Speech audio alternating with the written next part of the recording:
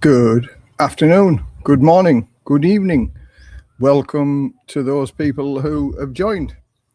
It was sort of a last minute live stream that I was going to do. I usually give 3 or 4 days notice before I do a live stream, but on this one, I did it this morning. So for those people who were normally tuning in on a Sunday afternoon, this is an impromptu one, but we've got lots of things to talk about. Oh, okay. Oh, we've got 6 in the house. Welcome for those 6. Is everything working? Give me a thumbs up or a comment if you like. Oh, there we go. Bill Simpson. Hey, Les. Hope you're well, mate. I'm fine. Fan Dabby Dozy. Thank you very much.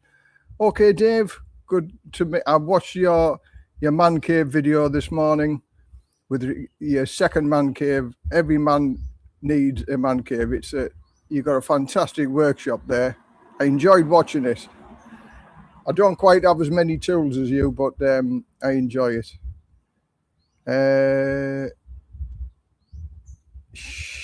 Shangamble, good morning. Hi, Les. Thanks very much for joining. Morning, Les. All good. Good here. All good in Turkey. Is the weather nice in Turkey? Have you got blue skies in Turkey? Hi, Les. Hope it's all well. Yeah, everything is going okay. Well, as good as it could be. It could be better, couldn't it? But never mind. That's how the dice rolls, isn't it? So we're going to talk about things like that because thank you very much for all of those people who've looked at my various videos. How sad it is that the large numbers of 40 to 50 odd thousand have viewed the videos of breaking up and stuff like that, when all the good information I give about visas and how to circumvent the system, 1.5, 2,000. But hey ho, I'm not going to look a gift horse in the mouth. Thank you very much for all the new subscribers joining in. So this is Les, retired and still living the dream. And I'll go on about that, why I feel as if I'm still living the dream, because at the end of the day, I am. I mean, look at the location that I've got behind us there. There's me hammock that people like. And then I've got my sofa to watch the sunrise on here. So, yeah, everything in the garden is rosy. And I was doing some gardening this morning and checking the weeds out and future-proofing it so the weeds don't grow again. Always nice to see and hear from you, Les. We all worry about you, and one of the good guys. Thank you very much. Give a thumbs up, people. Okay, cheers, Bill. Yeah, thumbs up. It all helps the YouTube algorithm, as so people say. So, okay, let's again. So this is your chance. Let me have a look. I'll click this on. This is your chance to ask any questions. Now, again, I'm not embarrassed about any people asking questions about my situation and what's gone on, how I'm going to protect myself, how I'm feeling about the future, because this is what the whole video is about today, is for those people, it obviously resonates with thousands of other people because it's like 30 odd thousand views on the a sad day is a wasted day, something like that anyway. So it resonates with a lot of people. So this is why I'm doing this video. I'm in the boat now, the single man's boat, with thousands of other people, and apparently the boat is full. So there's more than me that's gone through this, and if I can help and shine a light on people to move forward, then albeit I'm happy to be able to do so. And by telling my own story, a lot of people say I've knee-jerk reactions, I've jumped the gun, all sorts of stuff like that. Now, again, I don't mind going through the reasons why I've come across the reasons and the reasons why I'm doing what I'm doing. Because, again, this is my 4th divorce. So I'm sort of used to it, the heartache and the frustration. I've got to say, by now, my relationship, I've got a switch, which is the relationship is fully on or the relationship is fully off. And that's the way that I cope with it. People cope with it in many different ways. it's sad. It's sad that it's happened, but in reality, I'm not the only one in the world that's going through this. And going by the statistics, there's more and more people who are frustrated with this, and it's happening to them. And what can you do? And again, I'm going to go through some of the things that I'm going to go and do. It's still early on for me. It's 4 weeks on Tuesday. This Tuesday coming up is 4 weeks since we parted. But in reality, she already left a month before that, because I said to her, go back home and try and sort things out a month earlier. So we've been sort of apart for 2 months. She came back for 2 weeks, and then it all started, and she left 4 weeks ago. But I'm okay with that. Again, I've got my head around it. I'm a positive guy about it, and I'm going to go through some of the things that I'm going to be doing. So that's in a nutshell right at the very beginning. So for those people who start, this is what it's all about. And again, I'll answer any questions that you've got. Put a Q at the beginning of the question, because at the minute there's lots of messages coming through, scrolling up, and majority of them are best wishes, and I appreciate it. Thanks very much for everybody. And again, we'll go through any of the questions that people have. And a lot of the comments is with regard to the house. Foreigner can't own the house, he can own the house, but he can't own the land. Correct. But I'm going to go through some ways where you can protect yourself against this, and how I'm going to protect myself against losing this house that I've got. I've been lucky so far in the fact that I've dodged that bullet, so I'm not going to lose this house. Ploy hasn't got any hold on it, but again, I'm going to go through all of this lot, and how you can protect yourselves in the future, and how people can buy properties, and the reasons why I bought this property. Oh no, so I thought it was a snake, but it isn't. It's a lizard. It's a lizard creeping up on my plants. But it looked like a snake head at the beginning, but no, it's a lizard. So yeah, we're going to go through this. And again, if anybody's got any questions or comments, or again, I'm not a lawyer. I don't know everything, but I've done some research in the past week or so with this. You helped me in the quest to live in Thailand way back, COVID times. Thanks, guys. Okay, I hope you have a good life in Thailand, and thanks very much for commenting and making me aware of that. Thank you very much. And again, I've helped hundreds of people. I really have helped hundreds of people move to Thailand and resettle and negotiate the visa structure and things like that. All legal, of course. I would never tell anybody to do anything illegal. Question: you still going home in May, Les? Yes, I'm going home for 6 weeks in May. The flight's already booked. I'm going with Oman Air, and up to now, Oman Air hasn't been stopped from flying over the troubled areas, if you like. So fingers crossed that still happens. It's still 4, 5, 6, about 6 or 7 weeks away. So maybe they've run out of bullets within 7 weeks. Who knows?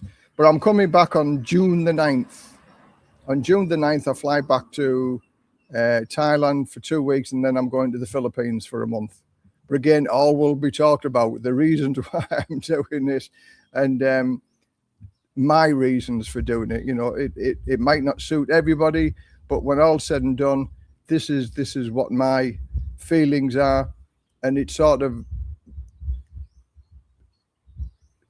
doors. If I just put it like that, it's open doors. But I'm also not bothered about if the house sells, it sells. If it doesn't sell, it doesn't sell. I mean, look at it. It's a fantastic location. It was, well, it still is my dream house. I could never, ever, ever have afforded this in the UK. And I could afford to live here in Thailand to do it. And with the research that I've done in the past week or so, it makes me more happy and content how I can protect this house so nobody will ever get it through marriage or trickery or scams or anything like that. Because again, this situation with me and Ploy opened my eyes, and it made me look at different things. I love Ploy. I thought we were going to be together forever, but sadly that didn't materialize. So now my eyes are truly and wide open here in Thailand now, and now it's time for protection, because before, where we just rented the house, if you broke up, it was just rented, but now we partially own this house. I have to take measures and to fully protect it.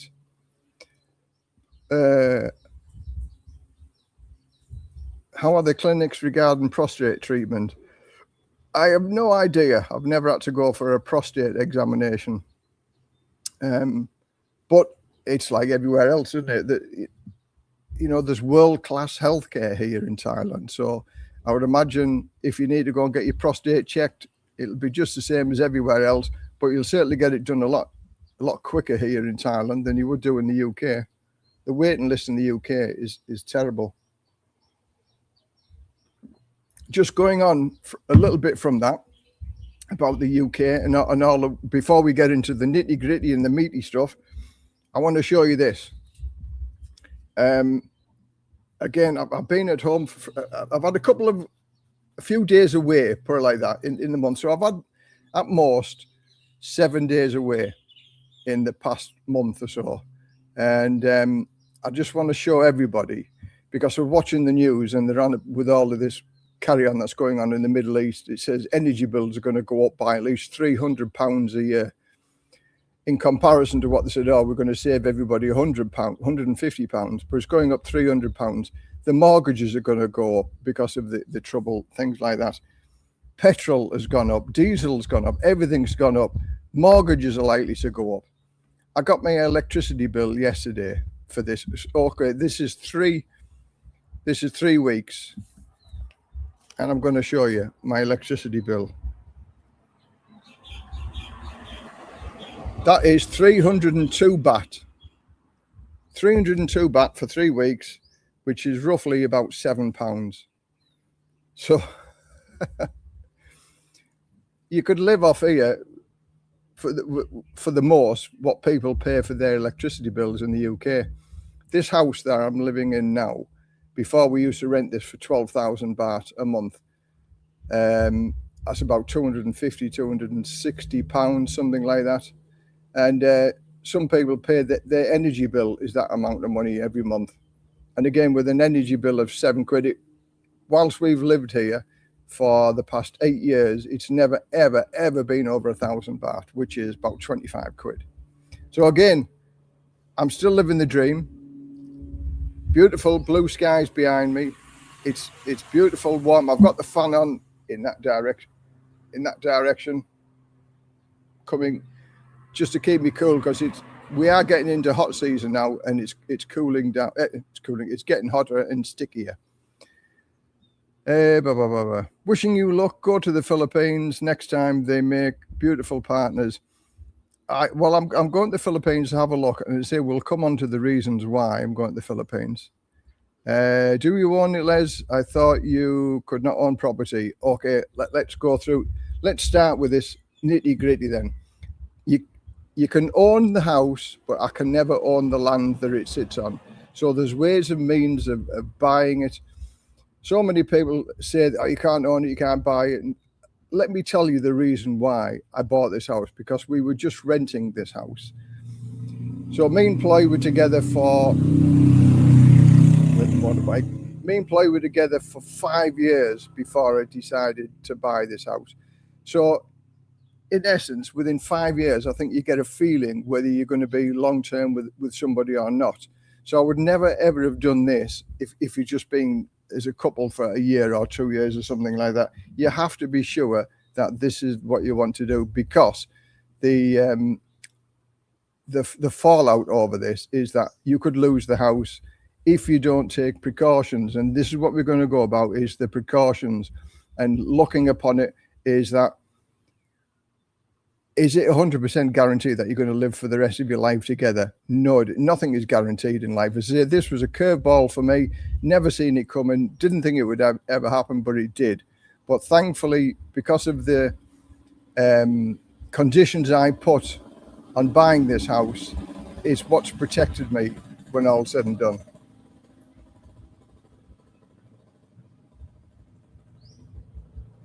So who's the type of person where this motorbike goes? Young people on little 125 want to make it sound like a Kawasaki 1000cc. Okay, so who's the type of person that would buy this house? It's a person like me, a person who's married, who thinks they're going to be living together for the rest of their lives, and as opposed to renting, they want to buy, because at the end of the day, when I pass away, I made provisions that my wife got my pension. That's why we got married, because my fire brigade pension went to her for the rest of her life. So financially, she would never ever have to work again, and she would live a very comfortable life on the death benefits that she'd get from my pension. Also, the insurance that I had would have paid for the house, and that would have been going to her as well. So this is what I'm saying. She's walked away from an awful lot for the situation to help her son. And I take my hat off for her. She's a good mum to be able to do that, but she's walked away from an awful lot. But as far as protecting yourself is concerned, what I did was I bought this house on what's called a rent to buy. Now, not many people know about this at all. It's sort of a unique way of buying property or buying things. I bought my first car on a rent to buy deal, where I rented it, and once I'd paid the last payment, the car became mine. You can buy condos, you can buy houses, you can buy property. There's many things you can buy on a rent to buy agreement. Now, the agreement is between you and the seller. So we had an agreement with our landlady that I could rent to buy this property. Now, under the agreement was with me and our landlady. It wasn't with me, Ploy, and the landlady, because Ploy wasn't making any payments towards it. It was only me. So if I defaulted in the payments, then the house and everything reverted back to the landlady. So therefore, by me paying for this for the set period of time that it was going to take, then when I pay the last payment, that's when we decide who the name has to be in for the land, and the house could be in my name. So up until that period, there was nothing needed to be done. We got all the legal work done on the contract between the rent to buy between me and the landlady, what conditions had to be met, and they weren't arduous, the conditions. It all worked okay. So therefore, the agreement was between me and the landlady. So Ploy has not got a hold on the property. Even if I completed, and obviously I'm going to not complete until the divorce is finalised and that piece of paper signed, because then it becomes a marital asset, even if we're going through the divorce. So worst case scenario, I could just walk away from everything. Now, me and Ploy, we sort of had the agreement with this. She's not going to come after me for anything or everything. She just walked away, and that's it, done. We've signed a piece of paper saying so. She did it in Thai, I did it in English, so I'm not going to come after her. And whether it's legalized or not, I don't really know. But I've got to go and see a solicitor over that. But then the property, I do not own the property, which is true. Many people said, how can you sell something that you don't own? And that is true also. But I've had a word with the landlady, and I've got 3 more years before I can pay the final payment, and then it becomes mine. But then the problem becomes as to who's the Thai person that I've got to put the land in. Now, my landlady, I could still have the land in her name, and then she would give me a 30-year lease, or I could do it in another Thai person's name. But that causes complications as well. So this is the way I'm going to go. This is the way that I would suggest anybody to go through, and it's using, hang on, it's using the usufruct agreement. I can't say it, usufruct, something like that. I might be saying it wrong, but this is what the agreement is, the usufruct. And again, I'm not a lawyer, But this is what the writing comes on, the information that comes via a lawyer. And I'm going to see this lawyer next week sometime to actually get it nailed down, pinned down, so I've got it in writing in black and white, and then I can say with certainty that this happens.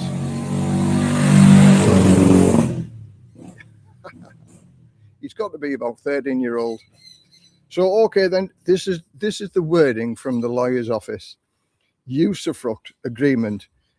This registered agreement gives you the right to use and profit from the land and house for your lifetime, even if your partner tries to sell it. So having a usufruct means you can sell the land if the land is in another Thai person's name. You can still sell and you can still gain the profit from that land. Now, again, I'm going to go and see a lawyer next week to nail this down, so I'm 100% certain. But this is the writing on a lawyer's website. The other way of doing it, I'm going to go back to there. The other way of doing it, sorry for the people who put in the comments on there. I'll just deal with this and then I'll go through the comments again. So I apologize if I miss anybody's questions. But I say this is an important piece of information for those people who were thinking about buying a property. And the next one to do, if I don't sell this house and I pay for it in 3 years' time, so then I don't want to lose this because it then becomes a marital asset. If I get married, if I don't get married again, then it's no problem. But if I ever do get married again, it becomes a marital asset unless you do a prenuptial. And the prenuptial is very, very important. So with the prenuptial, again, this is off the lawyer's website. So a prenuptial, you can define the property, which is I've bought and paid for, as a personal asset rather than a marital property. This clarifies that the funds came from you and separating it from marital assets. So that's another way of protecting. If you've already bought a house or you've got divorced and one thing and another, and you have the property, there are two main ways that you can actually protect the property that you're in. And these are the two ways that I'm investigating. And I can't see a problem with the usufruct. Can't even say the word, can I? So have a look at it, Google it, and then it'll tell you itself. But this was from a lawyer's advice type of thing. Okay, right. Let's go back to some of the questions that were flicking by there. It's good that you can keep the house, but I can ask, how can someone how buys your house can buy it? It's the same with the reason why that I'm buying the house. I'm buying the house and I'm married to a Thai person, so the land is going to be registered in my wife's name anyway. This is if everything worked out great as we bought it a number of years ago. So it is a foreigner who's married to a Thai who thinks life is going to be together forever. But to protect yourself, use the usufruct. So then if anything does go wrong, then you can actually still sell the property and profit from the sale of that property. There is no reason why you can't protect yourself. A prenuptial agreement, things like that. So the person who's going to buy this house is going to be married to a Thai person and thinks they're going to be together forever. And she's going to get the house as part of some nice generosity towards. I mean, my wife was 26 years younger than me, so why not give her something that if she's spending like the next 40 years with you, why should she just not get, when you die, why should she not get nothing? Because it wasn't much different from renting the house to buying the house. So when all said and done, yes, it was a risk, but the risk was mitigated by the way that I structured the rent to buy agreement. And again, look at all of these options, because I think outside of the box, and it has benefited me that I can still own this house by using various agreements. And again, I'm going to nail it down with the solicitor next week or the lawyer next week and see what ways it benefits me and what I can do. for 100% from a lawyer. For homeowners in Thailand, what are the recommended electrical wiring standards and safety measures, surge protection? The Thai standard of wiring is shockingly bad, excuse the pun. But I was an electrician in the UK and I've updated my electrics in this house. So the electrics are a lot more safer now in this house than it was when I first moved in it. Again, I'm not going to go into the long-windedness of the electrics in the Thailand house, because the Thailand house, even brand new houses, don't come up to the standards that the UK ask for. And TIT, this is Thailand, so it's going to be what it is. Good price on the Lecky bill. I pay £220 a month. So again, not much more than that. You could rent this house here, or a house like this. That's going to change in July, but I expect that to change before then because of Trump's actions. Yeah, again, like £300 a year more for your energy bills. Does Ploy have an income from another source, or will you have to provide for her still? No, I don't have to provide for her. It's finished. It's done. She gets nothing else from me. She's got her own house and her own farm up in Isan, so she can make some money from the land because she's going to be working on the farm now. And again, she's up at 5 o'clock every morning working with the parents on the farm. It's a hard life being a farmer's, a farm person, should I say, because at the end of the day, up at 5, finish at 5, it's a long day. So no, she won't get, she's certainly not getting any income from me, and she's got no other way of making income apart from working on the farm. Now she's doing this as her penance to look after her son. Good day, Les. Didn't you renovate a property back in Ploy's Village a while ago? Am I thinking someone else? No, I'd helped to renovate Ploy's house. When we first met 9.5 years ago, her house was about 85% finished. And at the moment, it's 95% finished. Yes, I helped to renovate her house. I put an extension on, like a carport, so I could park the car underneath there. But her son made sure that I couldn't park my car underneath the carport every time we went, because he always had stuff underneath there. His little way of demonstrating, if you like. I insulated the loft. I bought the mum and dad, well, I paid for a lake, 2 lakes to be built. So yeah, I did a lot of work for Ploy's mum and dad and Ploy, because Ploy's family, apart from her son, are the most nicest people you could ever wish to meet in the world. Honest, hardworking, reliable, nice people. So that's why I did various bits and pieces for mum and dad, because they were nice people. And I got some satisfaction out of it. And again, Ploy was my wife at the time as well. So every time we stayed at her house, I did a little bit of work. I mean, it was only 5,000 or 10,000 baht every time we went. But every time we went, we did little bits and pieces to it. But again, that all stopped 2 or 3 years ago when a son, every time we went, the house was minging. So we had to clean the house every time we went. I couldn't park the car underneath the extension that I built. So I had to park the car over in Ploy's mum and dad's farm, which is only like 10 meters away. But it was the principle of the thing.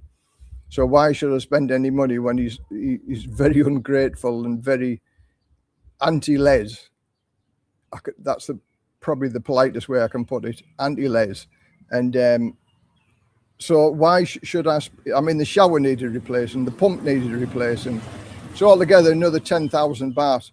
But for an ungrateful young man, why would I spend another 10,000 baht? Because he gets the benefit. We only get the benefit for maybe 1 or 2 weeks of the time that we go up there. So yeah, this problem has been festering for a number of, maybe certainly for the last 2 or 3 years anyway. How do electricity mechanics in Thailand use wire? Have a look at the wiring agreements within Thailand. They'll tell you I'm not an electrician in Thailand. They have different rules to the rules of the Thai electrics in the UK or Europe. Would you ever think of marrying again? Well, never say never. And I say never because I'm 66. What if I was with the girl for 10, 15 years, so 76? So I was coming up to 80-year-old and she's stuck by me and I'm, dribbling and need attention and care and stuff like that. And if we weren't married, she wouldn't get my fire brigade pension for the rest of her life. I'd die and the pension would die with me. So, but again, it was a couple of years before me and Ploy got married, and I never seen this coming with regard to Ploy. I really didn't see this coming. I thought we would be together forever. It's why I got married, so she could have the pension for the rest of her life. If you can give something to others, then do it. Except on this occasion, she's not going to get it because as soon as we get divorced, the pension stops. So I would never say never, but I wouldn't be in a hurry to get married again. I wonder if Ploy would come back with a vengeance once the dust settles. Stay strong, mate. No, Ploy isn't like that. She's not a vindictive person type of thing. It was her choice. It was her reason to do it. There's nothing to be vengeful for it because at the end of the day, what she got to be annoyed about, she's gone back to her family who she loves dearly, and one day she would have had to go back to her family and I wouldn't have moved up to the farm. So sadly, this divorce would have happened long before, I was dribbly and old. So maybe with her mum and dad being sick, she's the dutiful daughter and she's a wonderful person. So she would feel honor bound because it is the Thai culture that the lady or the girl takes care of the parents. So she would have done this eventually. And again, I'm not going to knock any Thai person for that, because families stick together. And that's one thing that I loved about Thailand, is that the families all stick together. And in this occasion, it's come to bite me in the ass, but it is what it is. And again, she's a wonderful mother to be able to try and to support her wayward son, who was a bad apple, and he always will be a bad apple. So I've got nothing bad to say against Ploy at all. Hi Les, you're looking good. Hope you okay, from Scott. Yeah, okay, Scott. Thank you very much. I'm sure you'll get by the gist of what's going on here. That I'm okay. Hello from Chiang Mai. Wishing you good luck and a speedy sale of your house. Again, if it sells, it sells. I'm sort of testing the water to see what's going on. I've got a couple of options, and I think over 12,000 views for that, for the house sale. And I've had a few emails asking various questions. And again, this is why I'm going to see the lawyer for 100% clarification as to where it can go on. And the people who realize that you can buy property, but there's ways and means of protecting yourself, them are the people who are going to be interested, not the keyboard warriors who say, you cannot own land in Thailand, you cannot buy the house in Thailand, you're talking a load of crap. Okay, unless you've done your research for sure, then I can speak by authority that I've done the research, and I wouldn't have put the house up for sale on YouTube if I didn't have full confidence that I could be able to sell it. And why would I do it? Because then I'll just look a fool, wouldn't I, if I turn out, oh, I'm sorry, but you can't buy it. So again, do what you want to do. There's always going to be the doubters there. It is different buying a property in Thailand to many other places around the world. But when all's said and done, I like it that Thailand will always belong to Thailand. There is no foreigners who are going to come in and buy huge swathes of land off Thailand, and then so the Thai people can't have their own land. So I'm not against that idea. It's a different way of owning it. But when you're dead and your toes are curled up, you don't own anything anyway. So again, that's my thoughts on it. He likes wedding cake. I do like wedding cake, yes. Been with my Thai wife now for 26 years. Well done, sir. Now that I'm 66, I've signed my house and both cars here in Thailand fully to her name. I figure I'm good for another 10 more years. So well done, sir, you know. And again, I don't blame you for doing that. Well, not that I'm blaming anybody for doing that, but that's some peace of mind that you've given your wife also. And if you've been together for that amount of 26 years, there must be some staying power in there. She's not going to suddenly up sticks and think, oh, I'm going to go now. That's what I'm saying. That there's a lot of bad feeling about, you know, not wanting to give your Thai partner, who's going to be many years younger than you, something in exchange for being with you for many years. There's two ladies that I know that their husbands who have died now said, oh yeah, you get me pension, don't worry, you're going to have money for the rest of your lives. And they lied. And all I got was the bill to cremate the husbands. No pension, because the pension, state pension in the UK is not payable to a Thai wife. But they made the wives think that they're going to get a pension for the rest of their lives. How sad that, you know, they lied and misrepresented. You know, they're now back at poverty living because they've got no money, no house, no pension, no nothing. So again, it's doing the right thing in my position. And Kevo 8498, take me hat off to you, mate. Well done. Hi, Les. Thanks for your help earlier in the week. Greetings from Australia, Peter. Okay, well done. I hope you've done some research, Peter. I'm going to do some of my own research in Pattaya next week. And I'm going to be doing what we were talking about the other day. And I'll come on to that a little bit later on. How did you get the rent to buy the house, if you don't mind asking? I've no problems whatsoever. Now, sometimes in life, you meet different people. And somebody sparked an idea in my mind many years ago. And here's the little story. Again, it's all to do with protecting yourself. This friend of mine, he had the money to be able to buy a house outright cash, and it was 3.5 million baht. So he had the money, he was quite a well-off guy, and he could have paid cash for it. But by paying cash for it, if anything went wrong, he married this girl as well. And if anything went wrong, then she could keep the house because he's already paid the cash for it. So what he decided to do was he put a deposit down, and she got a bank loan to pay it off. And he gave her the money every month to pay the bank loan off. And it was a little bit more than what it would have done to rent the property. But that was a risk, and that was a penalty to pay for doing what he wanted to do, because then the house was going to be paid for over a 10-year loan. So over that 10-year period, if something went wrong with their relationship, then he could just walk away. And all he's lost is what he would have paid if he'd have rented the property. So he looked upon it that way, and that was quite a good idea in my mind, that it sort of guaranteed that she was going to be with you because you're paying the mortgage. And if anything did go wrong, then you could just walk away, and you've got nothing to worry about because it's not in your name.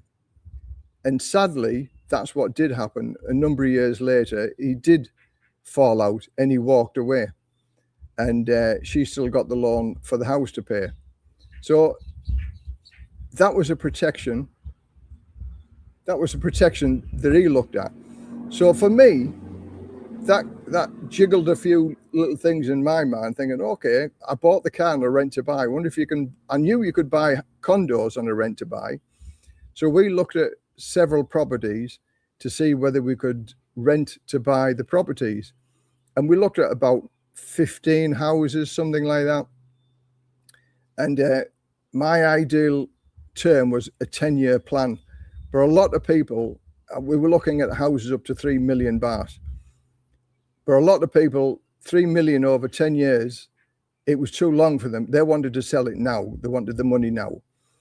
But we found the sweet spot was between 5 and 7 years. If you could pay the house off between 5 and 7 years, then that was acceptable to a lot of Thai people, because it means that they've sold the house. And the deal that I suggested on some of the properties that we were looking at was that I was putting a deposit down. Again, this is all done legally through a lawyer and solicitors, wherever, the rent to buy agreement. And you've got to make it attractive to the people who you rent to buying off, is that if we put the deposit down and we fail to pay the payments after a number of years, then the property and all the payments become there, and they get ownership of the house back. And then once I paid the last payment, the house then becomes ours. So that is, in a nutshell, how the rent to buy system works. I've helped 2 or 3 guys be able to buy property on a rent to buy scenario, and it's worked for them. They bought a house 1.7 and 2.2 million, and they're currently on a rent to buy. So it is possible to be able to do it. Again, it's not everybody's cup of tea. We looked at many houses, and as soon as we offered to say, can we rent to buy, it's like, whoa, no. 10 years was too long, a majority of people. But again, our landlady, she's got a number of properties in this village, and because I helped the landlady, I put several videos out for her properties and things like that.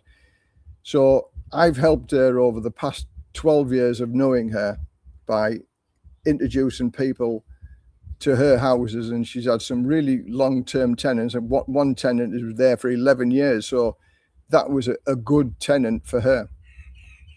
So she accepted my offer of the rent to buy scenario, with the same deal that if I stop paying, then the house and all the money that I paid into it comes back to her, which is why she's given me the agreement that if I wanted to sell the house now, I can sell the house now, and any profit that I make, once I pay the balance off to her, then I get anything that I paid into the house. And up to now, I've paid 1.2 million. So I would get, on the sale of this house, a minimum of 1.2 million. So that's why the house is up for sale. But if it doesn't sell, I mean, look, it's a beautiful house. It's my dream house. I could never afford this. And we've looked at many, many houses, and not one of them has come anywhere near the beautifulness of this house. It is uniquely beautiful. So in a nutshell, that was the rent to buy. So yeah, take note, it is possible to do that. Thailand is full of opportunities. At 61-year-old being able to buy a house. Could you buy a house in anywhere in the UK at the age of 61? I think not. So that was that one. I hope that satisfied you, and I hope you got the information from that. Did you ever consider marriage counselling? No. I've been to a marriage counsellor before with my third wife, and I sat there and thinking, this isn't working. This isn't working. It really is not working. And as far as I'm concerned, I did not want to pay for a young man who was totally disrespectful to everybody he met, including his mum and me. Why should I give them money to? He had the choice, the decision to do what he wanted to do, and he did what he did, and he wasn't looking at the consequences of his actions. So why should I help this young person? If he was a nice young man during the time that I've known him, then I would have helped him out, because everybody makes a mistake. But this young man, he was defiant in every breath. So I'm not going to be spending my money towards helping this young person who didn't give a toss about me or anybody else. He stands on his own 2 feet. Nobody's ever given me anything. And he knew right from wrong. He chose the direction that he went into. So no, counselling would never, ever have worked in this situation, as far as I'm concerned anyway. I give her the chance to have some options. Her option was to run away and say, okay, I'm going to leave you. That was her option.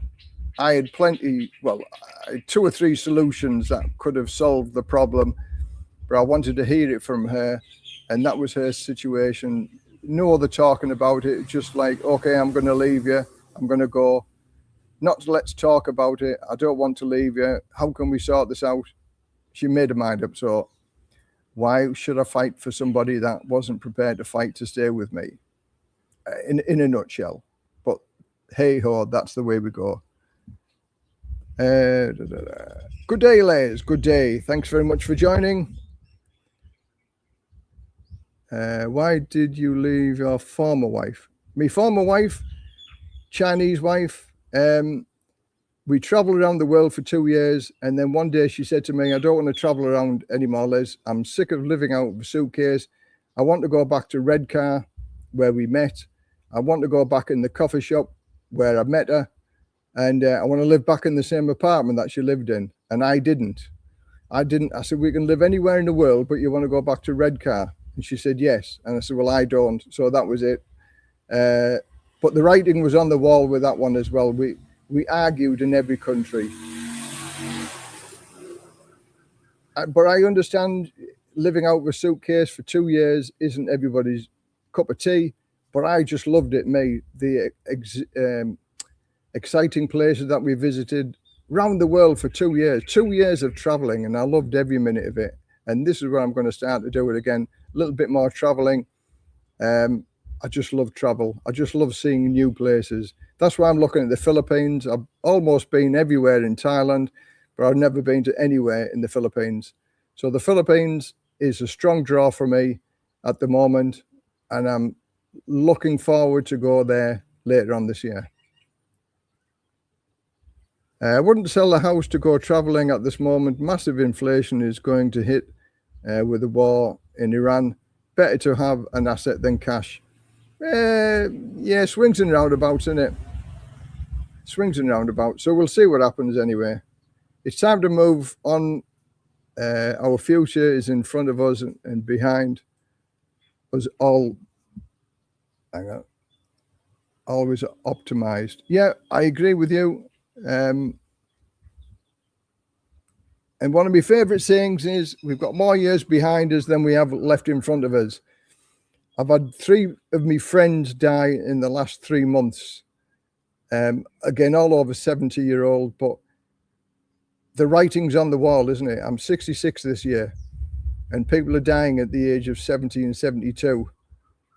So if I don't do the things I want to do now, when do I do them? One day when I get old and I can't do anything, then I'll get me pipe and slippers and me dog. And that's the day that I'll settle down and I'll say, I've got a head full of memories. I'm just going to sit down and vegetate and watch the TV. But until that day happens, I'm going to travel. I'm going to go all over the place. Hello, Jackson. Nice to see you again. Looking forward to throwing the squeaky ball for Jackson. Thanks very much for joining us. Thai Chinese buy a lot of Thai land and property. That's because they're Thai Chinese, and so that therefore they're allowed to buy property and land because they're half Thai, half Chinese. Let's have a look on there. Les, your house looks nice. Why don't you keep it? Again, I'm going to see a lawyer and see what the options are. It is a beautiful house. It is my forever house, and I could never, ever afford this in the UK. And everywhere that we've looked around Thailand, never, ever, ever found one as nice as this. And I know I'm blowing my own trumpet here, but it is a beautiful house, beautiful location. I say 8 minutes drive from a beautiful beach, 30 minutes away from Koh Samet.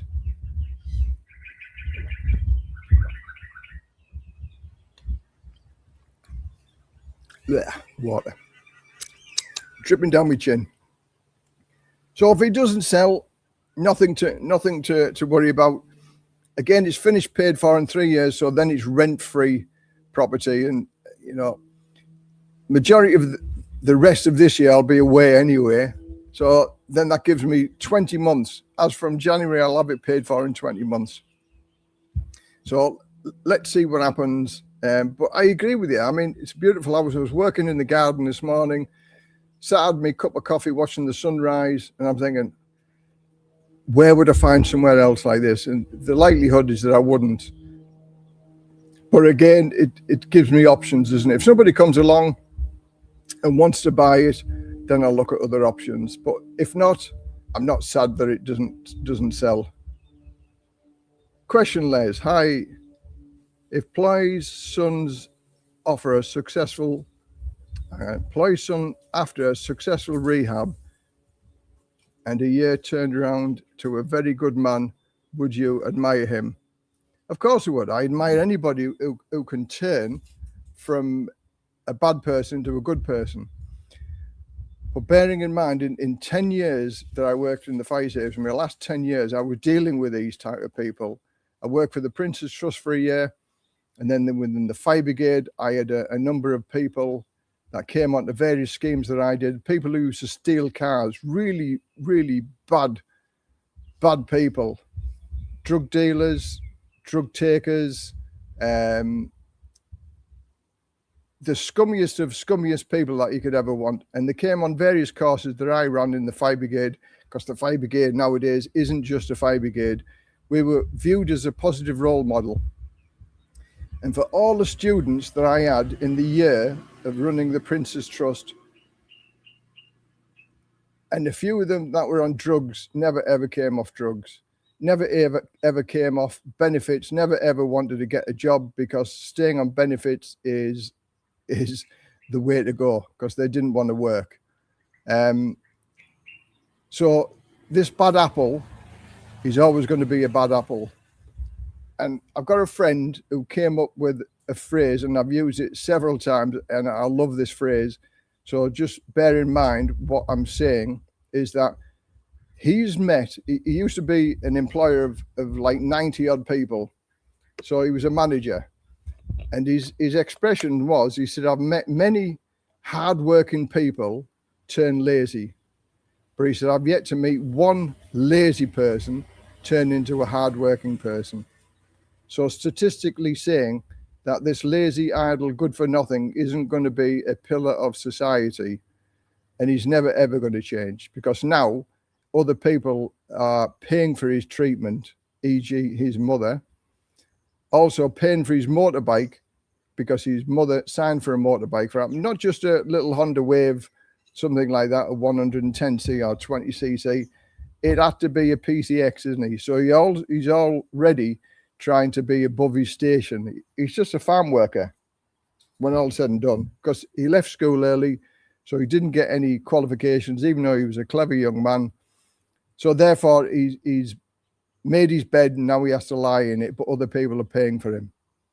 So I do not believe that this young man will turn into a pillar of society. I hope he does, for his sake and also Ply's sake. But I think the writing on the wall, he'll be joining another few hundred people in various cells in the jail in Thailand.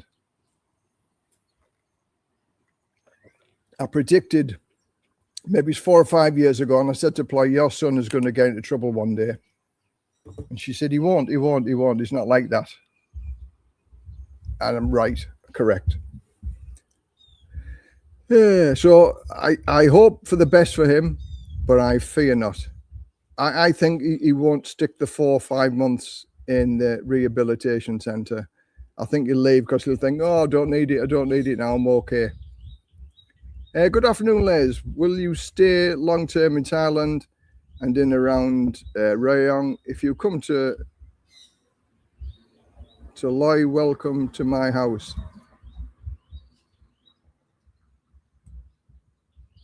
I don't know, to be fair. Long-term in Thailand, I like Thailand. Again, I've been in Thailand for 13 years, and I've been around most of Thailand in the 13 years. So sadly, it opens another door for me, the fact that I can now go explore again, because I've been, again, with Ply for 9.5 years. I've lived here for 8 of them 9.5 years. Although we've been all over Thailand and we've had a fantastic time, we had a really good 9.5 years together. It's time to explore other things. She didn't want to fly anywhere because she had a fear of flying. And again, I've got no problems with that. Is why we drove everywhere in Thailand. but I've visited most of Thailand now, and there's other places to see. Like I said, I want to fill my head full of memories before I get onto the final chapter where I'm going to curl my toes up so I can lay on my deathbed with a head full of memories and say, I've done this and I've done that and I've done the other. And I'm looking forward, I'm not looking forward to dying, of course, but I'm looking forward to opening them doors and having a look and seeing what the world still has to offer. So that's what I'm going to do. And I'm going back to England for a month, go and see family and friends. Again, that wasn't on the cards this year, but I'm thinking, okay, stuff it. Let's go and see my sister. My sister's had a close call with cancer, with lung cancer. She's doing okay now, but I'm just going to go give her a hug and see me family and friends. And then the door opens for the Philippines. I'm going to the Philippines for a month. And then I'm going to go from there, see what I do. So there's nothing cast in stone. I'm going to go with the wind and see what tickles me fancy. But Thailand, I've seen most of Thailand. If I went to anywhere in Thailand, just about anywhere, I've already been there. And again, I've been there with Ploy.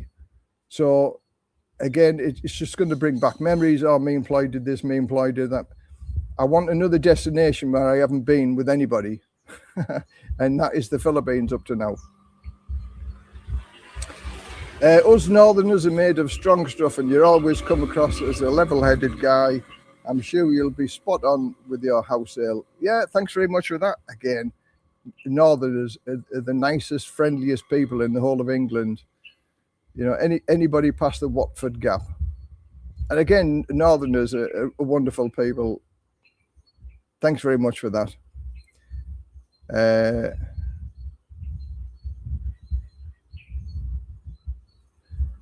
They are the worst, and those like them that are greedy not to provide a future for their spouse after they're gone. Whether I'm in the USA or anywhere in the world, I want to provide. Oh, again, yeah, thanks very much for that. Why don't you want to, you know, those guys who don't want to, the wives or the girlfriends to have anything? It's just like me. I'm not going to give them anything, but they give the best years of their lives, and sometimes they can end up with nothing. And again, I know a couple of ladies, like I said earlier on in the video, whose husbands have said, "You'll get me state pension when I die," and when they die, they get nothing, just the bill to bury them or cremate them. Why don't you keep the house? You will always need a place to live, even if you travel, mate. Yeah, but I can get a cheap condo overlooking the sea in Melonpun Beach for 6,000 baht. So 6,000 baht compared to, I'm paying at the minute 20,000 baht. So there's a big difference. So then 6,000 baht, it's affordable just to leave your stuff in there. It's cheaper to rent an apartment and leave your stuff in there than it is to live there or put it in storage. So again, it's 3 years before the house is paid for. And then after 3 years, it's going to be rent-free, which is going to be incredible then. But that's 3 years' time. A lot of water can flow under the bridge in 3 years, mate. So again, I'm just looking at the options. If somebody come along and offered me very close to the amount that I'm asking, then I'd say yes. But if not, I can wait. What's the longest mortgage plan available? I have no idea. I do not know. Les, would you consider moving to Vietnam or the Philippines? I like Vietnam. I've been to Vietnam a number of times, but there isn't the stability for the visa. Every 3 months or every 90 days, you have to leave Vietnam and come out and then go back in again. The Philippines is looking positive because I still get me state pension rises every year in the Philippines.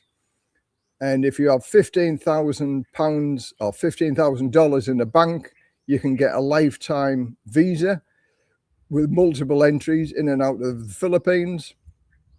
It's as cheap, if not cheaper, than living in Thailand. The infrastructure is a little bit different. That's why I'm going to go live over there for a month. Maybe it's 2 months. and see what it's like to live over there. I'm not saying never, but now the door's open, I'm going to go and have a look. So the Philippines at the minute is ticking quite a lot of boxes. So that's where I'm going to go and have a look. I wanted to wish you the best in your journey you are starting. Thanks very much. Much appreciated. Again, the number of well wishes are being given has been fantastic. And I thank everybody, for their help and support. I read all of the comments, and majority, I would say 95% of them are positive. You get the odd trolls who, they thrive on other people's miseries and bad fortune and just say, yeah. But hey, with YouTube, if you stick your head above the parapet, prepare to have it shot off. Why did you marry Ploy in the first place if you and her son didn't get along? Because he was only 8 years old when we first met. He wasn't 18. And at the beginning of the relationship, we only ever seen him for maybe 2 or 3 weeks. And he was one of them children, he was brought up by Ploy's parents, and there's thousands of other single mums, Thai mums, that the grandparents look after the children. And we married 2 years after we met. So that was only put him to like 9.5, not quite 10. There was glimmers of hope. He was a clever young man at school. So I used to reward him because he always came in the top 5 of the classes in the whole school. So I rewarded him by giving 500 baht for every time he got a good report and a good result, to try and encourage him to stick to his guns and go to school and be the best he could, because with qualifications opens more doors as far as job opportunities are concerned. But then once he got to 14, and we were already married by this time, and we were going to the house, that's when I noticed he was starting to be lazy and not very welcoming, and put barriers in the way, if you like. So I could see, and that was at the age of 14. And I said to Ploy then, I said, your son is going to give you trouble in a number of years' time. He's going to be in trouble with the police. And for instance, a mother's always going to defend her son. We were mixing concrete to do a step at Ploy's house, and he was in bed at 1 o'clock in the afternoon at the age of 14. And I said to Ploy, go and get him out to help mix the concrete. She said, no, just leave him. So that was him, and he's never ever changed. But we got married long before. If he was 16 or 17-year-old, and I could see how he was when I first started with Ploy, then I wouldn't have married Ploy, because I knew the family is always going to be number one. And I also married Ploy because financial stability. There's the night in shining armor syndrome. There's a lot of people have said that, and it's true. I helped Ploy change her life, and she was going to have a far, far better life than she ever could imagine to wish for, growing up in the village where she used to live. She had a pension for life, this house, 4 million baht house or so, a pension for life, and a good lifestyle. And she walked away from all of that loss. So I'll take my hat off to Ploy. But that was the thing that I was offering her. And so if you can't, by not marrying her, she wouldn't have got me 5 brigade pension for the rest of her life. So I married her so she could have a secure future for the rest of her life. I wasn't one of these people who promise her everything and give her nothing. The problem with property in Thailand is it doesn't hold its value, and selling can be difficult, as it's easy to buy land and build your own house. Yeah, of course it is. No problem whatsoever. I agree with a part of that. But in the village that we live in, the landlady that owns this house has already bought she's got 15 houses in this village, because it is an exceptionally nice village. It is a nice location, without a doubt. And she knows a little bit about property value in this location, because she's got 15 houses here. So that says something about people investment investing in an area when you own 15 houses here. Okay, my son is in a similar way. I can't condone his attitude until he grows up. He's 38 years old. I won't have a relationship with him. One life, live it. Fantastic. I agree with that one. There's no second chances, is there? That's for sure. My current wife is Thai. We live in Thailand. Previous wife is Chinese. Good lady, and all still friendly. Just didn't work out. That's what happens, isn't it? You know, shit happens. It works or it doesn't work. Thing is now, ladies are much easier to walk away from.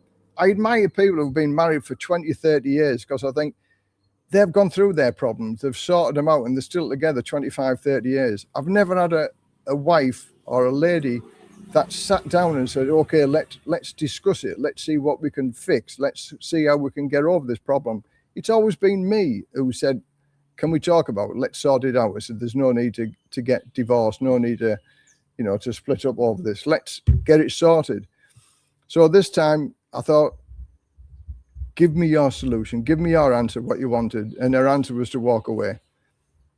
So that was the answer. And it's like, if she's not prepared to fight for me to stay this, then maybe it's best to part. Hang on, I'll just change your spanner. So if anybody wants to ask me any questions, where are we? Send me an email. Send me an email and I'll answer any questions that you may have. I also do a consultation as well. If somebody wants to chat to me for an hour or so, it's only $10 for a consultation. You can ask any questions what you want. And if you don't get the answers that you want, you don't pay the $10. I had a chat with a guy called Peter from Australia the other day. And again, it just lets him know what goes on. I've been here for 13 years, so I know a little bit about it. You're looking fit and trim. Have you lost some weight? Well, yes, I've lost weight. I used to be 118 kilos, now I'm 95. And that was with the keto diet. The keto diet is a fantastic diet. And I feel much better and healthier now. I haven't lose 26 kilos or so, like that. Maybe 23, 24 kilos, something like that. But it's a lot from 118 down to 95. And it was one of the easiest diets I've ever done. If you have a look in the description below or on my videos, there's a link to my coffee shop and I sell the keto diet books that I use to lose all of this weight. It's good. Free. Yes, I will be free once I sign the paperwork. Just Thailand have a 20-year. I've no idea about the mortgage. But as I say, I mean, mortgage, you can get a loan for a car for 7 years to buy a car. So I would imagine there'll be 20 or a 30-year mortgage if you want. There are good people everywhere. North, south, east and west, 100%. Or in different countries. There's nice people in every country. Hi, Les. Looking forward to our meet tomorrow. There are far too many negative options here. Our future is in front of us, not behind us. So let's look forward. I'm sure you'll be fine. 100%. Yeah, looking forward to lunch tomorrow. It'd be good. Again, I've had me sad moments. I've had me weepy moments. I've had me heartbroken, and now it's on the mend now. Because at the end of the day, like the video that I said, a sad day is a wasted day at our age, 65-year-old. What's the point in moaning and groaning and being fed up? I wake up every morning, sit on this settee, watching the sunrise, having me coffee. It just puts life into perspective. I live in a beautiful location that I could never, ever afford in the UK. Never afford in the UK. And I live here. And I'm 8 minutes away from the beach that we're going to go to tomorrow. So you'll see how nice Three Tree Beach is. You'll see how nice the area is. So yeah, look forward to tomorrow at lunchtime. See you tomorrow. Would you recommend a younger girlfriend or the same age girlfriend in Thailand? Well, I can't really judge things like that. It is what it is. There's an expression, age is just a number. But I would say that the more numbers that they're interested in is the ATM numbers. And you can be an old man with a young girl if you have the right side and money, but you can be an old man with a young girl anywhere in the world if you have the right qualifications as far as income's concerned. But in Thailand, you can get better than you could do in the West for a smaller sum, if you like. So Ply was 26 years younger than me. Do you think that was too young? 26 years younger than me? It is what it is. If the chemistry's there, the chemistry's there.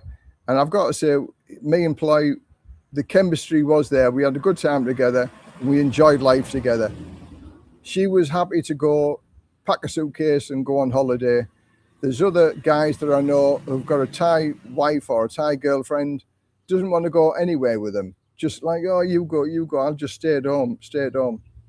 Now, for me, if my partner didn't want to come with me on holiday and share the moment, then I'd have a different partner. So if the chemistry's there, whether she's young or old, it's up to you. But it also depends on how you feel. There are many old guys with young girls, and they are just an ATM.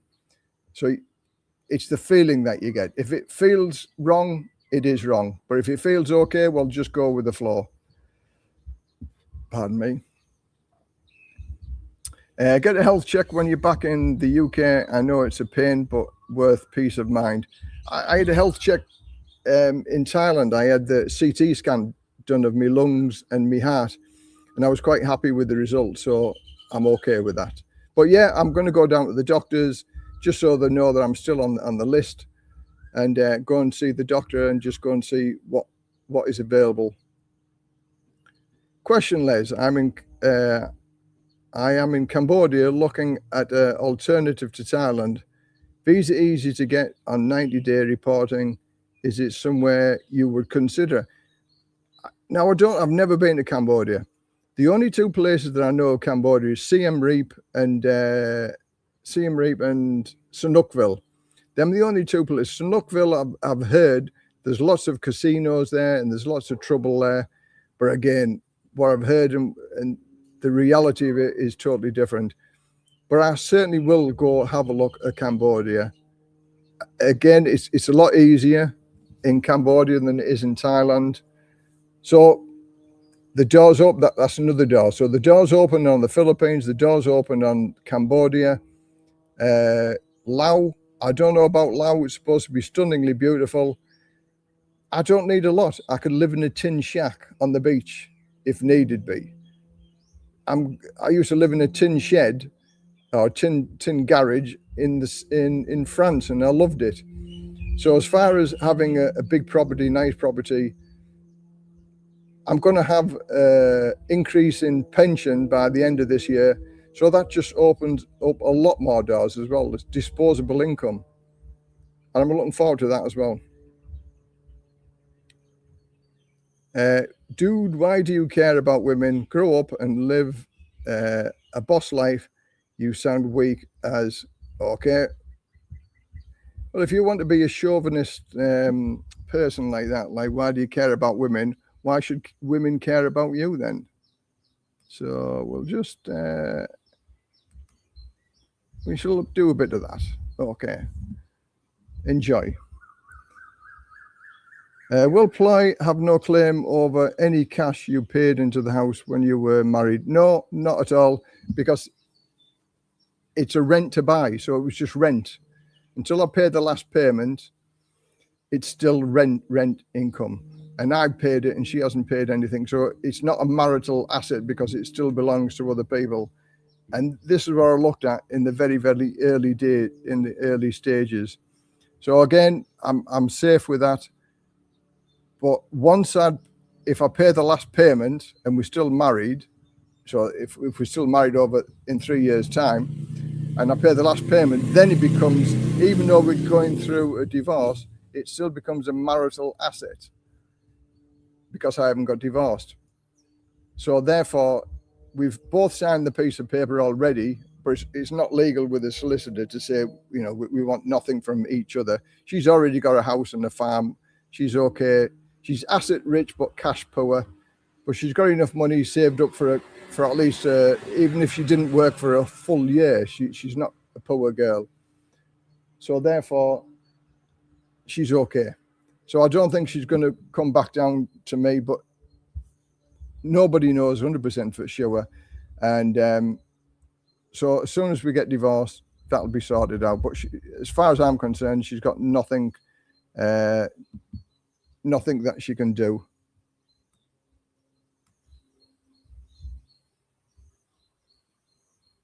The rent for this house, it used to be 12,000 baht a month. It's probably about 15,000 now, because we started to rent this 8 years ago. Yeah, 8 years ago we started renting this. So yeah, about 15,000. So you've seen the video, obviously, and you can get. She has a number of houses. She's got 15 houses in this village, and they range from about 8,000 for a one-bedroom like studio, which is very nice for 8,000, going up to 22,000 because it's literally 2 minutes walk away from the local beach. So yeah, she always has properties, you know, come and go all the time. It's a beautiful location. That's why she's got 15 houses in this location. Do you consider that Ploy wanted out and used the son as an excuse? Catalyst?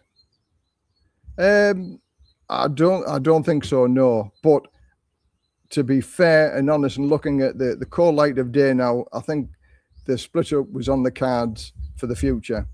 And I say that in all honesty, but it's something that I probably never considered, and I never looked at it. Or maybe in the cold light of day, it was just like, oh, you know, I'll just forget about, just ignore that problem. And I'll tell you what it is, and I've mentioned it a few times on other people's videos, on other videos. She loves her mum and dad. She absolutely adores her mum and dad. She's on the phone to them every single day. Her dad is a hero. So this sort of expresses how much she feels for her family.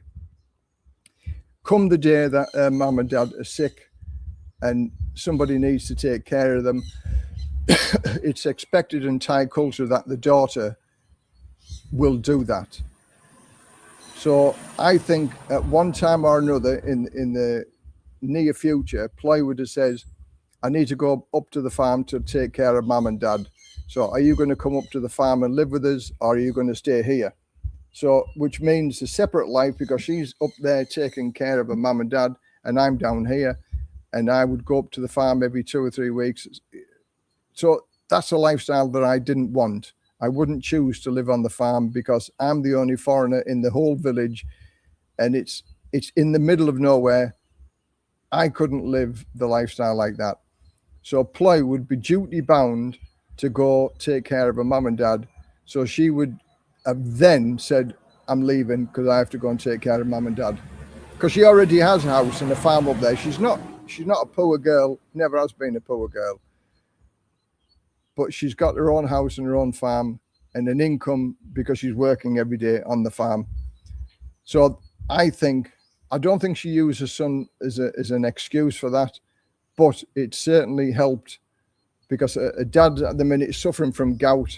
So she may be thinking, again, I don't know for sure, but it went through my mind. She might be thinking, well, my son needs me help and my dad needs me help. So I'm going to go, and I'm going to go now. I don't know. But it's certainly consideration that I think of. What do you think about the 3-day rule now, Les? I think the 3-day rule has always been a good rule. I used to go by that in my younger days when I used to come to Pattaya.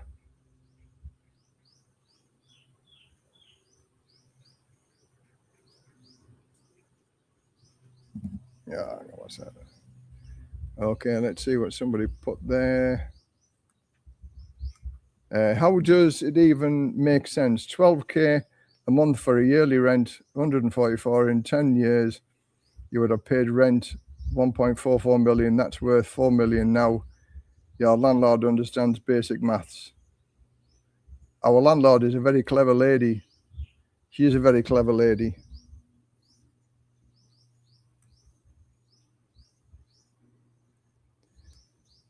When your divorce is finalised and all is good, you should give her a little sum for closure. Just a thought. Okay. I'll let you know about that one. I believe the oldest daughter always goes back home no matter what. Take care of the older people and the new children from the younger ones. That's what I got told. Yeah, I would say you're correct in your thinking as well. So again, this situation may have happened in another 2 or 3 years' time. I don't know. But I think the writing was on the wall, that was for sure. Will you give a bit from the sale of the house proceeds? Rent to buy is similar mortgage to own. You don't own until you pay the last payment, yet your ownership increases too. In reality, no, I won't. I will not give her anything because she's had 9.5 years of living with me, and I give her an allowance every month. Some people didn't like the word salary, so I'll use the word allowance, which amounts to the same thing as you do with any girl anywhere around in the world. If she doesn't work, you are the one that pays. So I'll say I give her an allowance for 9.5 years. Now, she sent that allowance up to her mum and dad, and I've heard on the grapevine that she's bought extra land with the income that I give her every month. No problems with that. It was her money. She could choose what she wanted to do with it. I drew the line when I found out she was going to give 9,500 baht of that income that I give her to her son to go to rehab when she's laid on the hammock here, watching a TikTok and doing very little around the house. And that's why I said to her, go and get a job. Show me that you will feel the pain of working 9 or 10 hours a day to support your son, you know, to make him feel better. She chose not to do that. So in reality, no, I've supported her and her family for the past 9.5 years, and we'll draw that at a close. I paid for the house. I paid for everything on the house. She contributed nothing. So therefore, she's had her payments, if you like. So we'll leave it at that.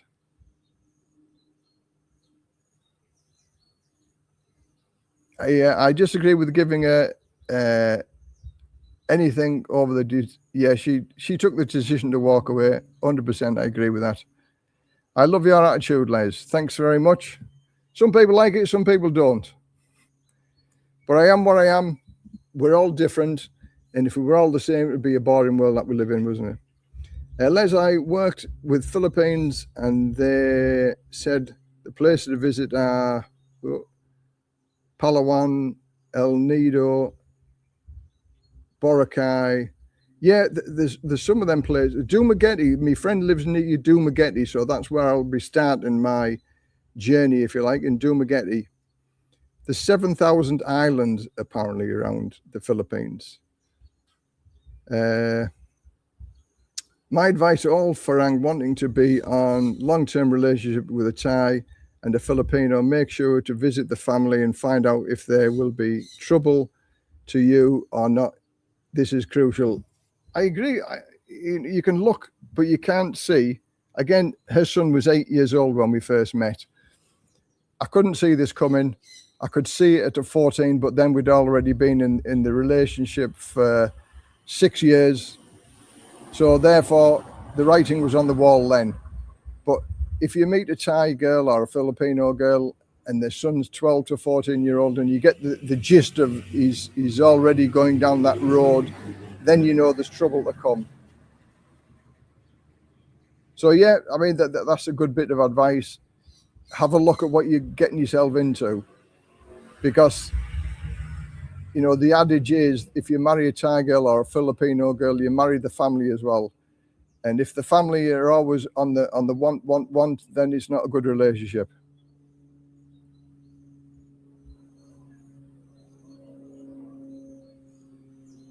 I'm not going to go what I give her. I give her what I thought was a reasonable price, a reasonable an allowance every month. But again, that's up to, there's people give nothing, and then there's people give far more than I give. So that's up to you to decide how much you want to give an allowance. I just think if you want that person to be with you all of the time, they still have commitments and payments that they have to make, as Ploy did to her parents and also her son. So without me giving that, she would have to work. And I compensated her for not having to work, so she could pack a suitcase and we can go on holiday. If you're going out with a Thai girl that works 5 or 6 days a week, then you can't do that. So to enable the girl to go with you on holidays and enjoy yourself, you have to compensate what she was earning at work, if I can put it like that way. But again, there are some girls that I've heard are asking for 35 and 40,000 baht a month. I give over, you know, but they can ask that, can't they? But if the girl's asking 35 to 40,000 baht a month, you don't want to be with that girl, that's for sure. The problem I found with the Thai women is that Western value traits like honesty, loyalty, being principled, and being embarrassed. If you're caught lying, also applied in Thailand. They don't. It's about money. Now, I've got to say, in Ploy's defense, she was honest, reliable, trustworthy, and never brought me any grief, if you like. She was honest as the day's long. And so I can't say Ploy was like that at all. She was never, ever like that. And I've got respect for her for that. But I also know other girls, Thai girls, who are everything that you've just mentioned. Let's stay out of trouble in the Philippines, my friend. Again, yeah. I mean, stay out of trouble in Thailand as well. So, yeah, I'm going to have a look. I know all the stories. It's like coming to Thailand. I'm as green as grass when I go to the Philippines. And I've already got a friend who lives over there who's going to show me around and show me the ropes, if you like, because I showed him the ropes here in Thailand. So let's see how we go from there. Have you just considered walking away from the house, possessions, and totally moving with a backpack rather than continue to pay for the house, etc.? Could be very, very liberating. Yeah, but why walk away from something that I paid in this house at the minute 1.2 million. Now there are various scenarios where I could still get me 1.2 million back, and or I can get much more than that. So if I walk away, I'm walking away from 1.2 million, or the minimum I could get back on one of the scenarios that I give is 600,000 baht, which is about 13,000 pounds. So I'm not going to walk away from 13. That's the minimum I'd get back on one of the deals that I could do with a landlady. As I'm saying, I think outside of the box. And I've been given permission to sell the house before the final payment, and I can do that. But again, it's such a beautiful house. If it doesn't sell, I'm not brokenhearted that it doesn't sell, because it's a beautiful location and it's a nice place to wake up. And in 3 years' time, there's no payments to make. I'm planning to go to sea for a long holiday soon, but I wouldn't want to get tangled up at all. But everyone is at different points in their lives. Yeah, of course it is. You know, I could go and get a new girlfriend tomorrow if I wanted to, you know, but I'm not that. I'm okay. I'm doing the things that I want to do now. That's the Philippines too. Family matters even more. Again, yeah, but it's what we've lost in the Western culture. It is what it is. As long as you've got that in mind, it's opened my eyes, and I look at it a lot more differently now. How did you meet Ploy, Les? And will you be doing the same to make new friends? Now, again, I've done the story. I met Ploy many many videos ago. So yeah, I met Ply, and it worked. The chemistry was there. But again, I'm not going to go over that because again, it's a long story, but it was a nice story. I learned about the Asian family thing, and it can come a massive problem. It does. It bit me in the backside where I didn't expect it to. You will enjoy the Philippines, but you will run back to Thailand for the food. Hope security in the Philippines has improved. As far as I'm aware with that, I mean, security and crime in the Philippines is supposed to be a lot different to what it is here. I mean, it's sort of crime-free here. But we'll see what happens. You know, not everywhere is crime-ridden in the Philippines, and I've got quite a sizable pension to live on, so I can choose to live in the nicer areas, if you like. You got a pension, right? So you should be fine. Yeah, and my pension goes up in October because then I get my state pension. So it's going to be the wealthiest I've ever been in my life with the disposable income every month, which is a good sum of money. I have to be the Philippines for a few times. I think you will find more expensive than Thailand when you compare like for like. Yeah, we'll see. We'll see what happens. But I understand, yeah, it might be a little bit more expensive than Thailand, but I get me state pension rise every year, which with what's going on at the minute, that's going to be 3% next year. So every little percentage helps, doesn't it? And the fact that everybody speaks English in the Philippines is a huge bonus. How about renting your house out while you're in the Philippines? No, I used to rent properties out in the UK. It was never a very good experience. So I certainly won't be renting my house out in the Philippines. It's just nice. If I might choose to live in the Philippines for 6 months and Thailand for 6 months. It all depends. Are you hoping to make a profit when selling the house? Of course, everybody hopes to make a profit when they're selling the house, but there is a limit that I can come down to where everything is covered, and I still come out with more than I put in. But again, I'm not going to say what that limit is here, but 4 million is a starting price. And we can see where we go from there, because you can always come down, but you can't go back up, can you?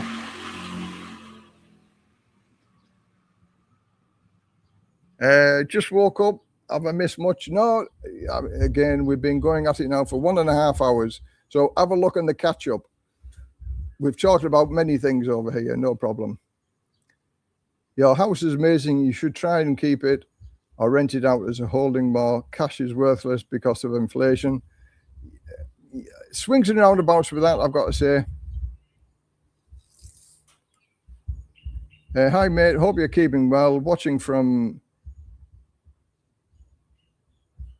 Isabela province in the Philippines. Cheers. Okay, I'll be over in the Philippines in July. I'm going to the Philippines for my birthday, so I'll be there in end of June, beginning of July. Hi, Liz. Couldn't you let your home out? Keep it as an income. Yeah, I can do that as well, but I didn't like renting the properties out in the UK. That was more trouble than what it was worth, and the same thing could happen over here. If I sold it, then I could invest the money.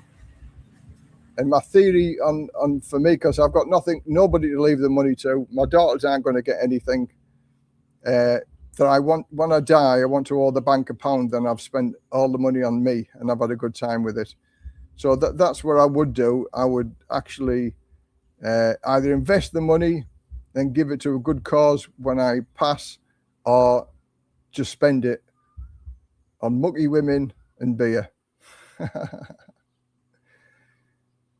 Your pensions are now flush enough for the rest of your life without waiting for the house to be sold at 1.2. Now the house isn't going to sell at one. I'll come out with it 1.2 million at the least.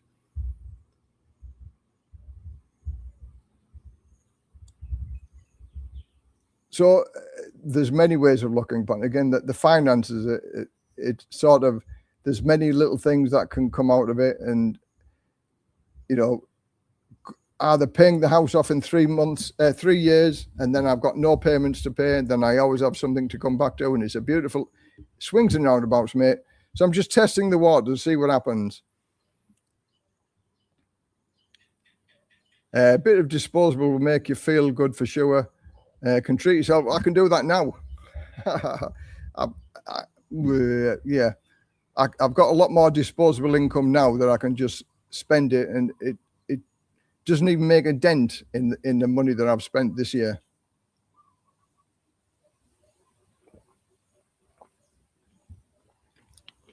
Again, I'm going to do another video later on, because there's plenty of single guys asking how much money do they need to live on over here. I'm a single guy now, and it is totally different, the money that you spend as a single guy compared to a married guy. It can be a lot more, and it can be equal, and it can be a lot less. And I would say the way I live, I'm living comfortably on a lot less money than I used to do when I was married. But also, there's other opportunities that I can have if I want to take the other opportunities. What's my limit? What's my limit for what? If I had some spare cash, I'd put money, market fund, and dividend shares rather than property. Rentals are a ball ache. Yeah, again, it is what it is. People are Bitcoin and stuff like that. I have no idea with Bitcoin. Investments, stocks and shares, whatever floats your boat, just go for it. Les, as you said, being married 3 times, don't think it would be better to pull the plug in relationships and just live alone and enjoy the fruits of the SEA. Yes, I shall be enjoying the various fruits over the next. I'm going to Bangkok next month for Songkran. That's going to be a wild couple of days, and I'm going to look forward to that. Scantily clad ladies with water, plenty of opportunities to talk to new people, if you like. And that's in Bangkok next month.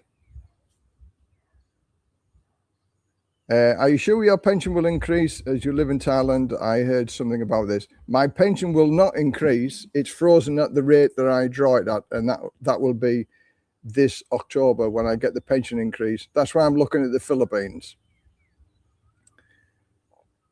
Do you ever have a pint with a son at your local? Did you ever teach him DIY? No, he lives 7 hours away. He lives 7 hours away in a village that doesn't have a bar. And no, he never, apart from saying or being told to say Swadee Kap, not doing it freely, then we sort of didn't communicate with anything.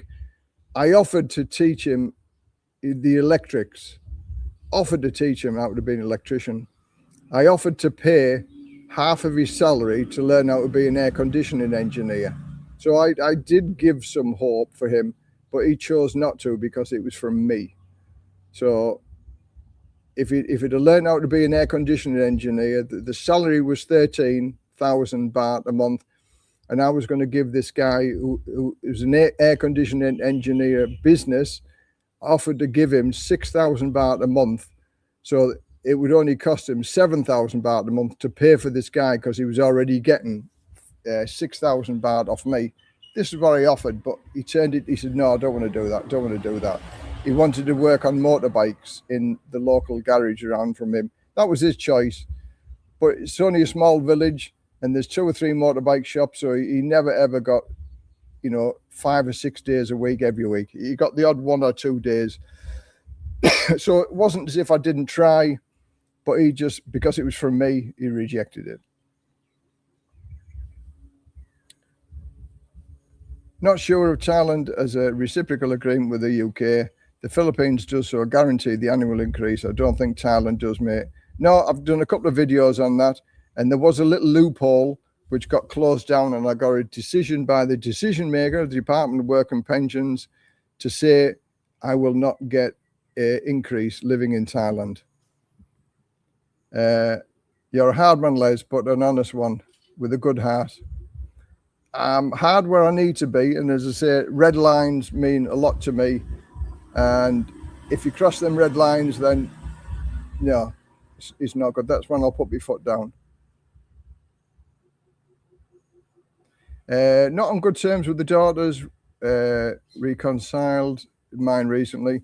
Again, my daughters were poisoned by the mother over a number of years, and so many people said, just wait until they get older. Just wait until they get older, because I never ever slagged the mother off to my daughters. I didn't want to play that game, but the mother said many, many bad things about me, which are totally untrue. But of course, because again, I'm a member of various action groups for lone dads and, you know, mothers that have stopped the dads from seeing the children.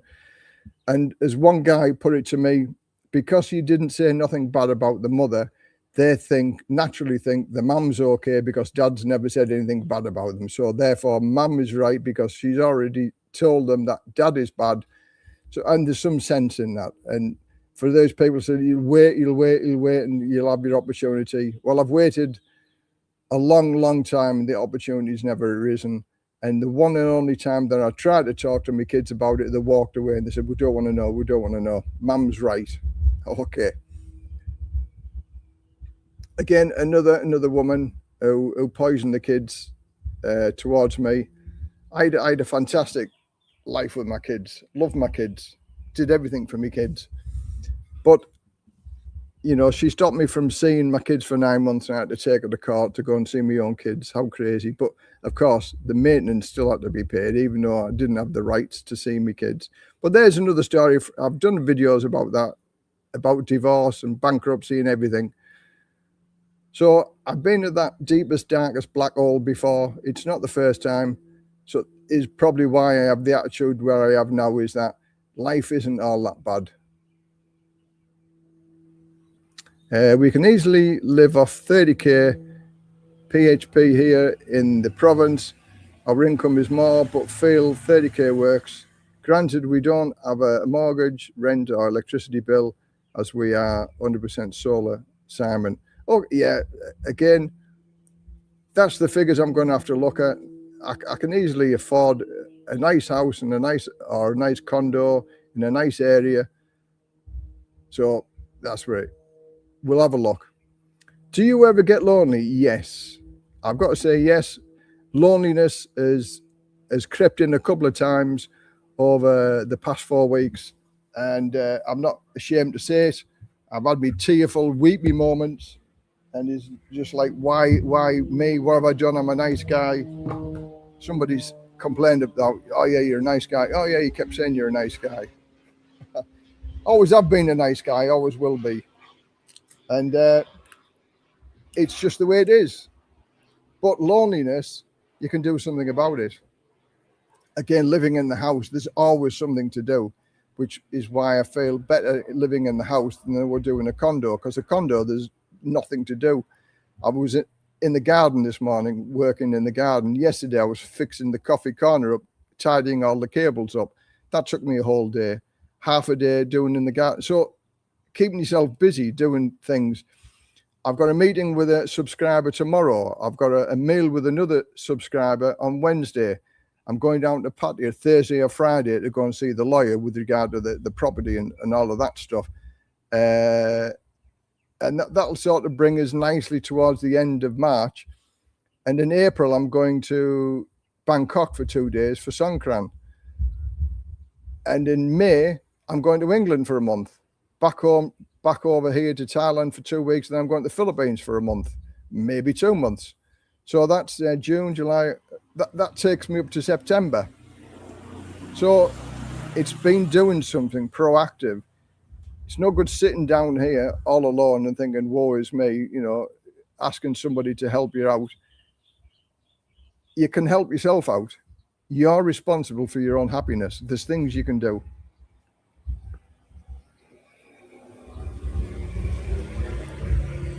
And if you're missing female company, there's a couple of thousand girls around patio that'll help you feel not so lonely for an hour or two. But that's cheaper than spending the money on somebody that doesn't want to talk to you at your own home. Swings and roundabouts. You can be lonely if you want, but you can also do the things that you want to do. It opens up a lot of doors.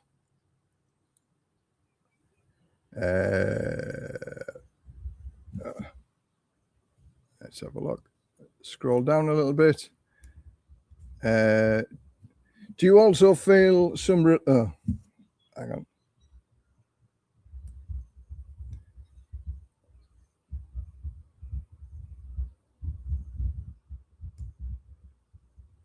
Oh, I've lost it now.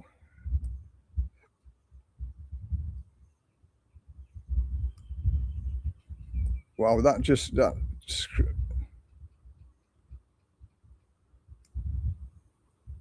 oh, sorry about that. I've missed it. I think somebody was saying there, do I feel some relief? I don't know. Do I feel some relief? Yes, I do, because now when I was looking into what may have happened, I think it would have happened eventually. Then if we'd have gone on for like 10, 11, 12 years, I mean, we were going to celebrate our 10th year anniversary this year. We were going to go to Malaysia, Kuala Lumpur, go there by train, a nice relaxing holiday, go to Penang and come back by train. And I had it all visioned and all planned out, happiness and, but it isn't going to work. It isn't going to happen.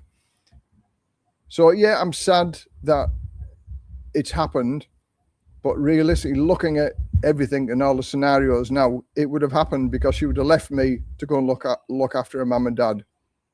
And I could not go and live at her farm and live that lifestyle. So the relief is that it's happened now as opposed to in another 2 or 3 years. I would have felt even more gutted in 2 or 3 years' time.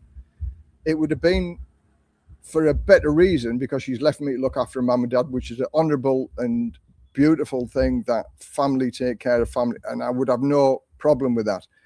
But I'm a little bit upset and angry that the fact that she's left me for a good for nothing, lazy, idle, disrespectful son, and that she never talked about it, never offered any solutions. But that's the way it goes. So yes, I'm a little bit relieved in some ways.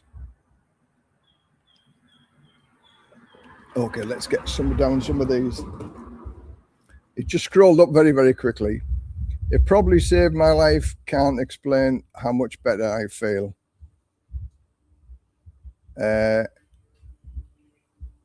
Testosterone. Well, I don't have any problems in that sort of area. We were discussing that, me and my friends the other day about that, and what the ladies were saying. I can't go into it, but it was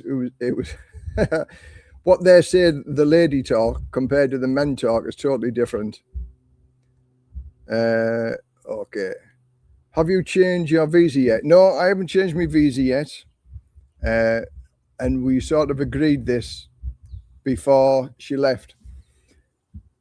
I'm changing it over to a retirement visa, but our marriage visa runs out in December. She knows I'm going to England and the UK. So to get the paperwork finalized, I've got to go up to her village or CQ. And we're both going to sit in the divorce office. It takes 10 minutes. She wants nothing from me. I want nothing from her. So it's an open and shut case. And even if she if she wanted to go through a lawyer, and we've got nothing in the marital cash pot, if you like. She signed the car over to me, signed the motorbikes over to me. She didn't do that through duress. So therefore, she's happy to walk away. And as she said, give me my life back. So, yeah, we're in an agreed state with both of us with regards to the divorce. Have I considered opening a bar in Paddy? I can't stay up that late. So if I opened a bar in Paddy, it'd be shut by 10 o'clock. No, but I frequent the bars in Pattaya. no problem. I used to do trips around Pattaya with people who used to come to Thailand, and they were green and they were newbies, and I used to show them the way around. So that's back on the cards again, you know, for people. I'm going there next week, Friday. I'm going Friday, and I'm going to go on one of Buzzin' Pattaya's trips around various bars and gentlemen's clubs. And this is on Friday. I've been friends with Trevor for quite a while now. And again, I'm going to experience the feeling of one of his trips so I can recommend it to other people who are coming to Pattaya for the first time.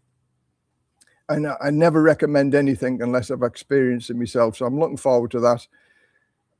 I will have my eyes opened, I'm sure, because it's totally different to what I used to do 12, 13 years or so ago. Certainly 12 years ago anyway. Les, why do you go back to the UK? Is there anything there for you? No, there isn't. There's nothing there for me. Only my sister. I'm going to go and see my sister and me friends that I used to work with. It's just sort of out of loyalty type of thing. My sister's always been there for me, and I've always been there for my sister. I was there when she went through a lung operation, so she's been through the ringer, and she's cancer free now. So I'm going to spend a little time with my sister. Let's grow your hair and smoke weed. Groovy, man. I'll grow my hair, but I won't smoke weed. Never ever touch drugs. Never will touch drugs. I'm not bothered about the drugs, and so I can live without it. I'm happy enough without it. So I'll pass on that one, but I might grow my hair long. I mean, I've still got hair. I haven't got an eagle's nest and one egg. It's still a full head of hair, so I don't have to wear hats yet. Les, have you been in a hot air balloon? Yes, I was in a hot air balloon over Sunderland with one of my ex-girlfriends who took me there for a birthday surprise. And it was a surprise because when we landed, one of the guys that was in the basket had a heart attack. So my girlfriend was doing CPR, and I ran to the nearest farm to call for the ambulance to come and collect him.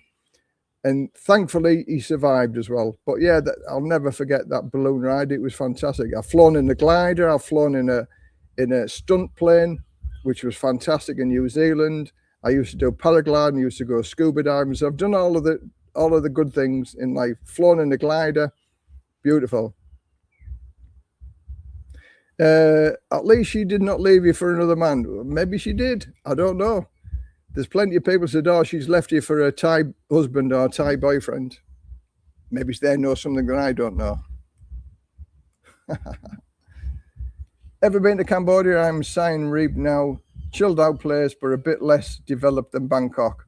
Again, I've never been to Cambodia. It's on my bucket list, so I shall get there.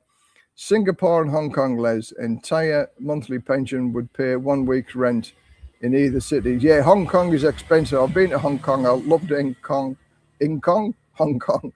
And Singapore was expensive as well. So I've been to Singapore and Hong Kong, loved it. But it's not on my list. Singapore especially. I've been to Singapore 3 times now. So it's not on my list to go. Been to Japan. I couldn't wait to leave to Japan. Been to China, India. So I've been to many, many different countries. Are you moving back to the UK? 100% not. And we'll never, ever think about it. If I get a terminal illness, that is me final resting place, watching the sunrise. I will never, ever go back to England to live, even if I have a terminal illness. So I'll leave my NHS spot to some lucky chap who arrives on a rubber boat. Les, would you see a fortune teller in Pattaya? Of course I will. There's plenty of fortune tellers. There's people in Pattaya think I'm still a sexy man. Funny enough. I'm on the LB visa.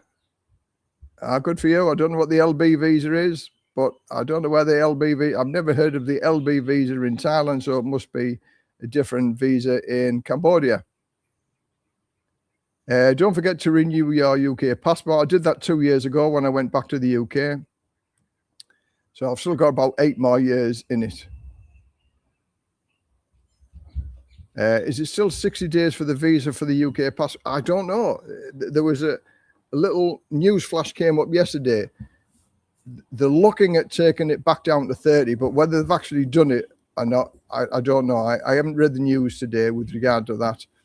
Usually I talk about visas and stuff like that, but this one's been consumed by the divorce situation. I'm in the protection of the house and my future, where I'm going to go. So, that'll have to wait for another video. Whatever the case, thank you for your sharing your experiences in Thailand, lifestyle and all. Best of luck for you and your endeavors. Keep us posted on the house. Would love to know the outcome. Yeah, I will do. Again, I was thought about closing the channel and stopping it or calling it a different name. No, I'm still here. I report the good and the bad. And sadly, it's a little bit of bad news at the minute, but that seems to have got a lot more subscribers and views than all the good stuff that I put. 7 years I've been doing this. I got a little thing off YouTube. Well done. 7 years broadcasting on YouTube. And how sad that it's the bad news that gives me the most views. But hey ho, it's the way it goes, isn't it?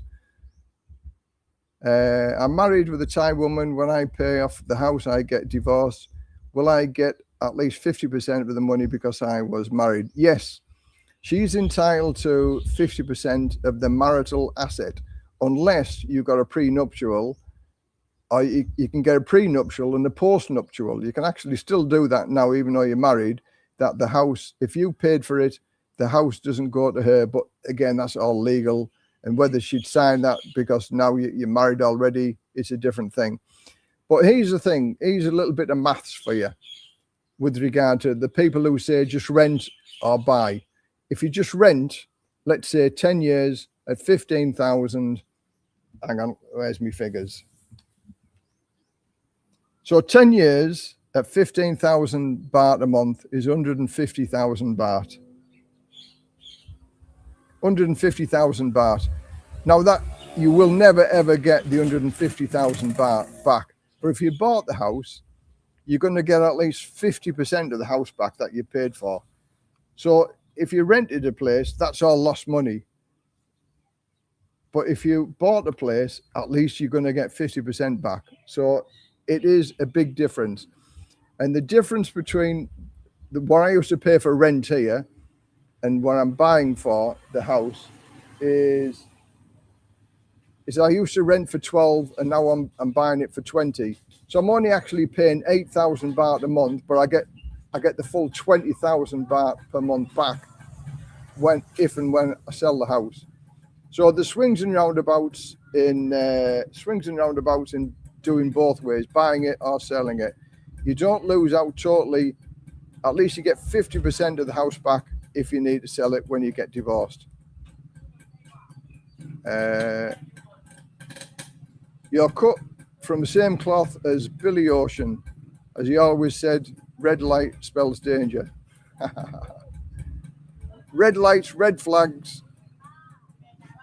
Look at what you're getting yourself into. Highlights from sunny Pattaya. Head back to the UK tomorrow morning. Not looking forward to it. I've been following much UK news since I've been out here. It's been peaceful bliss. Well, have a safe trip. I hope your trip goes well. I hope you don't get cancelled, as many people have been cancelled. I go back with Oman Air, and up to now, Oman Air has had 100% flights, so they haven't cancelled anything. What are you doing about your Thai bank accounts if you move to another country? Well, then I'll still keep the Thai bank account open so I can put money, because you never say never close anything. So I can still transfer a little bit of money to keep the account opened every month. And if I live 6 months in the Philippines, 6 months in Thailand, which I may consider doing, if I don't sell this house and I keep this house, I could live in the Philippines for 6 months, get a year's contract and a year's lease on a cheap apartment over there, which satisfies the Department of Work and Pensions. That is my main residence in the Philippines. And as long as I live in the Philippines for 183 days, then I'm entitled to get my full pension increase. and then live over in Thailand for 6 months of the year. I can do the 30 days plus 30 days. There's ways and means of doing it. But again, the options are there for me. And that's what I'm looking at. I'm looking at all the options. Can't take it with you. Exactly. So that's why I like the theory that when I die, I owe the bank £1. It means I've spent all the money on me. There are guys that I know, they've got lots of zeros in the bank and nobody to leave it to when they die. And they've got no memories in the mind, if you like. They haven't been many places apart from just living in the same place in Thailand. So I've got a head full of memories and not a lot of money in the bank. And I'd sooner it that way because I've spent the money on me obtaining them memories. And of course, the worst thing that could happen to me then is get dementia and forget everything where I've been and what I've done. 100%, mate. Thanks very much. I like the birds singing in Thailand, but the roosters in the Philippines. There's roosters here as well. Spot on. Why keep your UK citizenship? What benefit is it to you? Again, I don't know about changing my citizenship to anywhere else. It is what it is. Why keep you? What benefits? Still got 3 years payment. Yeah, it's 3 years payment. So again, if I sell it, I paid off early, so I got a little bit less. But if I pay it off in 3 years, then I get more. But I know every baht that I paid into it, I'm going to get back. Have you sold your house yet? I think Ploy lost a good man. I think in time she will regret her decision. Well, that's Ploy's decision. Yes, she has lost a good man. She lost somebody that loved and adored her and did everything for her. This is what she wanted when we first met. And she had a good man, but she sadly went away to support her son, as she is a dutiful mum, and I can't complain about that, and I won't complain about that. It was her decision to make. But the only thing that I'm disappointed with is that she didn't have a conversation. How can we get over this problem? She took the easy road out and said, look, I'm going to go. There was solutions to this problem. But now in the cold light of day, I can think, yeah, there's maybe solutions for that problem, but the solutions for taking care of a mum and dad when they become sick and ill and need care, there's no solution to that one about her going back home to the farm and living in the farm, taking care of a mum and dad. So I sort of been pushed before I've jumped, if you like, if you understand that meaning. So, yeah, that's the way it goes.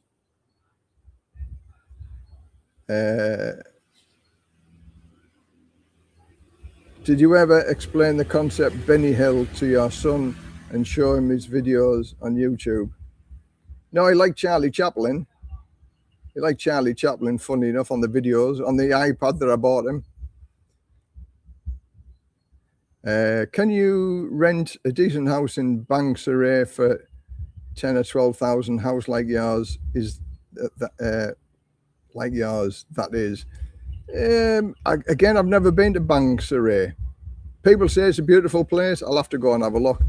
But I dare say, yes, you can. But I've also got to say, we looked at many, many houses all over Thailand, and not one of them has come up to the spec of this house as far as beautiful. It's just been done and built in a tasteful way. It's not concrete everywhere. There's different tiling. There's different. You have to come here to have a look at it, really, to see what the differences are. I could change, show everybody about this tile, the pathway around the house. It's got little tiles in there. The drive where I park my car, the individual tiles, and it's not just concrete. So it's just not concrete all the way around the house. It's been done beautifully. Again, the tiles on the floor look like wooden floors, but they're all tiled throughout the house. A lot of money has been spent on this house, and you can see as soon as you come up, like the carport over the car, keeping the car, protected from the sun is invaluable, because it keeps it nice and cool, and it's worth it. But again, it's all them little touches and that the person who ever built this house built it without cost in mind. And it is very, very nice. And I've never seen another house that matches this at all, everywhere that I've been around Thailand, within our price range, should I say. I've been like 7 and 8 million baht houses, and they are exceptional, but it's double the price of this price, you know, with a swimming pool and everything else. And it's like, wow effect for 7 and 8 million. But even for 4 million for this, I mean, that's the starting price. It's negotiable, as everything is in Thailand. But this has got the wow effect for 4 million compared to many, many other houses. Do you ever explain the concept? Oh, I've done that one. So yeah, you can look at houses for that type of price in Banks Array, but you more than likely get a condo for that type of price. Your landlady got a bad deal on the sale to rent, and no, she doesn't. She's not got a bad deal at all. It's because we help each other out, and she's happy with the fact that I got lots of people to rent her various houses. Again, remember, we bought this house 4 years ago. 4 years ago, and it was what it was then. She gave us the price. She made the deal. She's not a silly lady. She knows what she's doing. She's got 15 houses in this location, so she's a multimillionaire. So multimillionaires are not stupid people. Les, would you recommend any particular Thai bank over another? Love the channel. Thanks very much for loving the channel. I'm with the Bangkok Bank. Many people have had problems with the Bangkok Bank. I've never, ever had a problem with the Bangkok Bank. There's a lot of people, Kasikorn and Krungsky Bank. Again, it is your choice to go and get what you want to do. Visa agent can open a bank account for you. So, you know, go and see them. But you need to get a retirement visa, or go for a retirement visa, or a marriage visa, or a work visa, before you can open up a bank account now. Before, you used to be able to get one on a tourist visa, but them days are gone. So it's a lot more difficult to open up a bank account now. Yeah, media says Iran can fire missiles 2,500 miles to Europe now. Yeah, because they sent a couple of rockets to the islands, isn't it?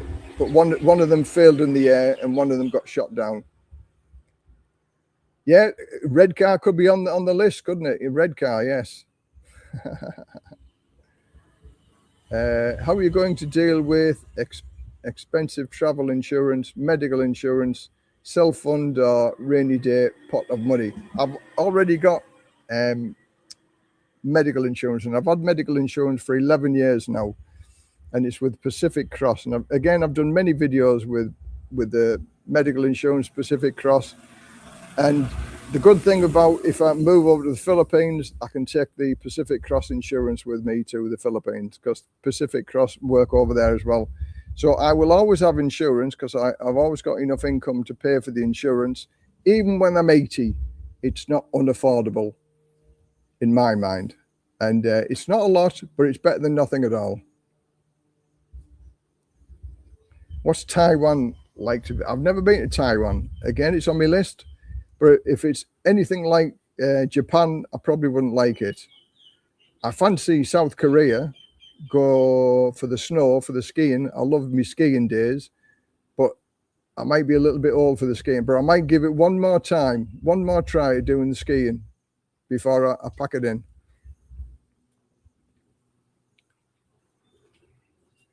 Seems to me women and children are overrated pastime. Yeah, could be. My friend has never had kids, and he doesn't miss kids. And I think at the end of the day, just like what you said, kids can cause a lot of problems. Adventure before dementia. I'm going to go for that one. I'll try that one out. I'll let you know how it feels.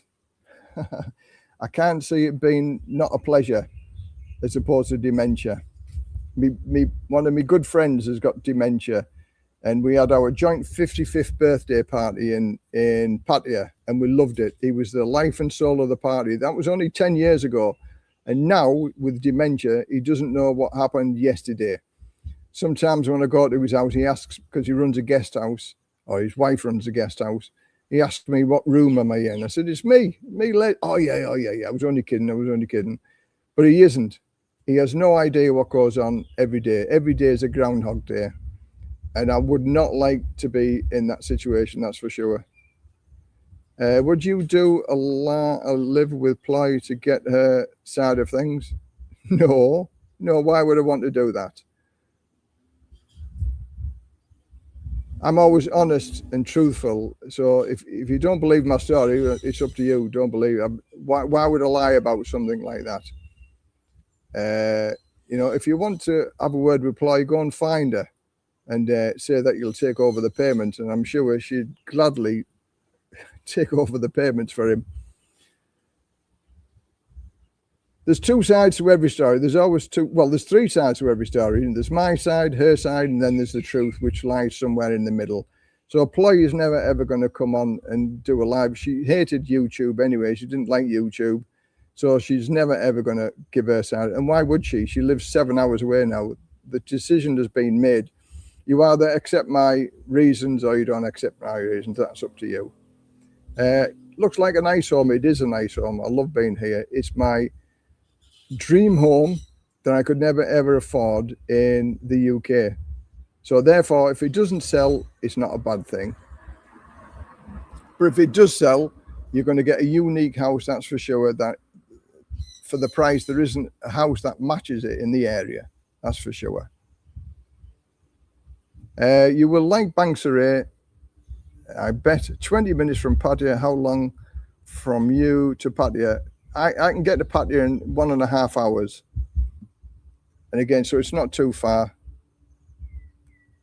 And Banksaray or Banchang, there's a adult entertainment place in Banchang, and that's about 45 minutes away from here. Not that I've ever been. Have you tried the new style banking apps? Very good at traveling, not going to name them, but they are easy enough to find. Yeah, I've got the Wise app and the Wise card, which is fantastic. That's where I transfer my money from the UK into Wise and then from Wise over to Thailand. So Wise is very good. Just tuned in now. Where will you go now, Les, if selling? If I sell, then I would probably go to Hua Hin and have a little place in Hua Hin. I like Hua Hin for some of the things that it has to offer. It's got a good expat community. I'd live close to where the nighttime market is. So yeah, Hua Hin would probably be my place that I'd move to. I've lived in Jumpton for 2 years. As much as I like Jumpton, it's too close to Pattaya, that the mad thing. Whereas Hua Hin, it's a lot more sensible, if you like. There's a lot more things going on and nice people in Hua Hin. But then there's still the entertainment if you want, if you know where to go. So yeah, Hua Hin would be a long way from here. And yeah, that's where I go, Hua Hin.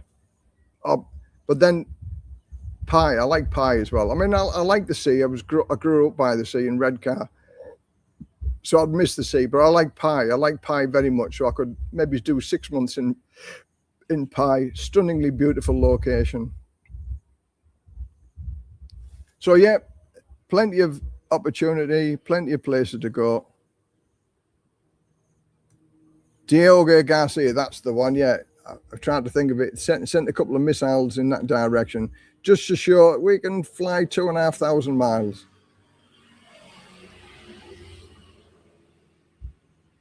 Iran using, yeah, Iran isn't done fighting yet. I think the USA have bit off a little bit more than they can chew, and yeah, it's going to come back to bite them, I think. They've just made the world an unsafe place. There's lots of people that can go to America already in America, that can fight America from the home country. And that's what the UK has got to worry about as well, is all the people that the single cells of people in the UK, they can do a lot of damage. Anyway, I'm not going to go on to that about here, because that's looking at it in a not a very good light, but it's going to happen. I think the world is going to change, and there's going to be a lot of bad people doing bad things all around Europe and the UK and America. It's all propaganda and BS as usual. Well, we'll see. Yeah, revolt is another good one, but wise is more common than revolt. What did you think of India? The YouTube Billy Blue from the US is doing live streams there. India, I liked India. I went to Goa, so that's sort of a holiday location, Goa. I loved it. I could have lived in India, but the pollution and that was the thing that got me down, was pollution just everywhere. Everybody just chucks rubbish out everywhere. But if you live there and you take it for granted, then that's the way it is, isn't it? Question, try the Philippines. Yeah, pension goes up, reciprocal country. Yeah, I agree with that. That's what I'm looking at, the Philippines. I've been around most of Thailand, lived here for 13 years, so the Philippines might be on my list of places to go. If I find a nice place, then I'll go and do that. Have you been to Kara's Pattaya Bar in Pattaya? Great Norwegian bar on Soibakau. I like Soibakau. Soibakau is the happening place in Pattaya. Well, again, there's many places I like in Pattaya. I've got my own little places that I go to, people watching and stuff like that. But I'm definitely going with Trevor and Buzz in Pattaya on Friday. So if you want to come and join me, come and join me. Buzz in Pattaya on Friday, next Friday. I shall be there. It starts at 3 o'clock, goes on until about 9 o'clock, and it'll certainly open your eyes. But you're safe. You're not going to get ripped off. You'll take it to various establishments. No photographs, no videos, and I wouldn't expect to do all of that, but I can give a commentary afterwards on what I felt and what I did in these establishments, and I'm looking forward to it, because I won't recommend places for people to go unless I've been there, seen it, done it myself, and then I can comment because I've done it. But certainly that will be different, that's for sure.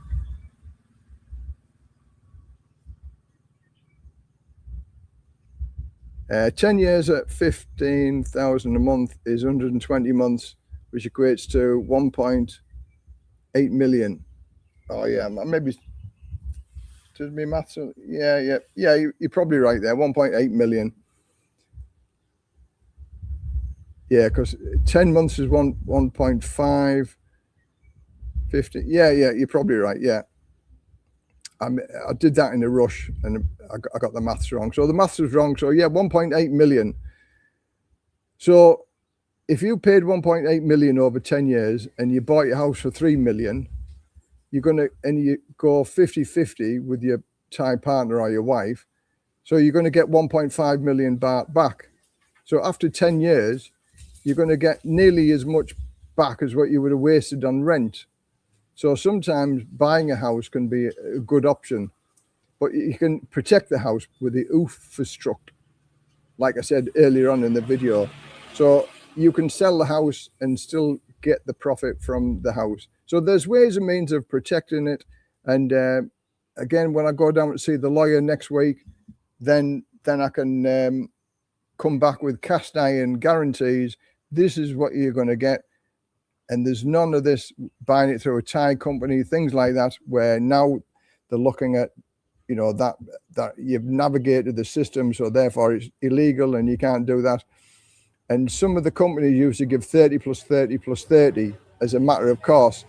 And the Thai courts have changed that now. So it's a maximum of 30 years, which then can get renewed after the 30 years. But again, 30 years time, I'll be 96-year-old. And I still like to think I'm still around in 30 years time, but who knows? So then, of course, it wouldn't matter to me, would it? Having lived in Thailand long term and now solo, would you recommend the Philippines for travel living? What's better? What's worse? And what would you watch out for? I can't advise anything about the Philippines at the minute because I've never been, but I will be doing lots of videos. Swadikap! The lady who comes around and collecting.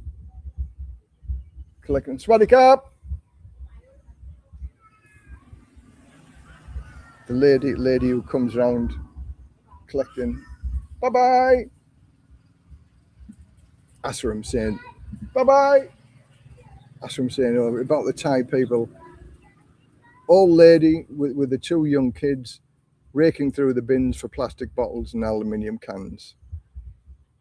There's no shame in them doing that. They do it. They're always smiling, always happy, and always wave every time they come past the house. They are wonderful people. How many people would rake through the bins to make a living in the UK or America or Australia? Fantastic, loving people, happy people. This is their spot in life.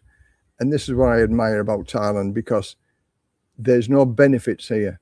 If you don't work, you don't get nothing. So it's not below them to rake through bins for a living. Fantastic, salt of the earth people. Anyway, getting back to that, I can't comment on what's better, Thailand or the Philippines, until I've actually been there and done it. But Thailand is a beautiful place to live for sure. And I still may carry on living here for 6 months of the year. If I don't sell the house and I still keep hold of the house, and I might live in the Philippines for 6 months and live in Thailand for 6 months, who knows?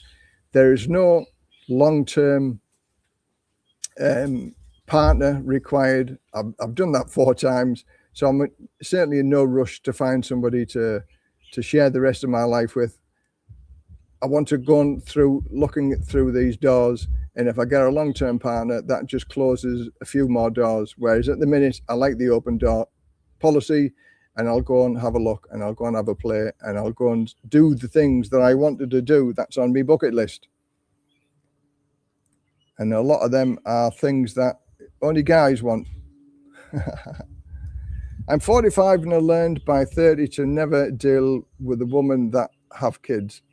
Yeah, I'd go with that. It's difficult with kids.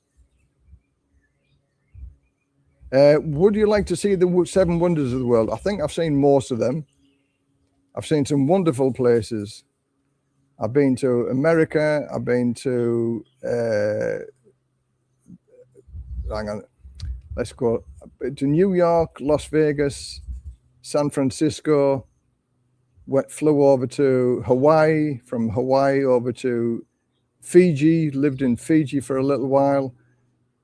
Went over to New Zealand, South Island, North Island, over to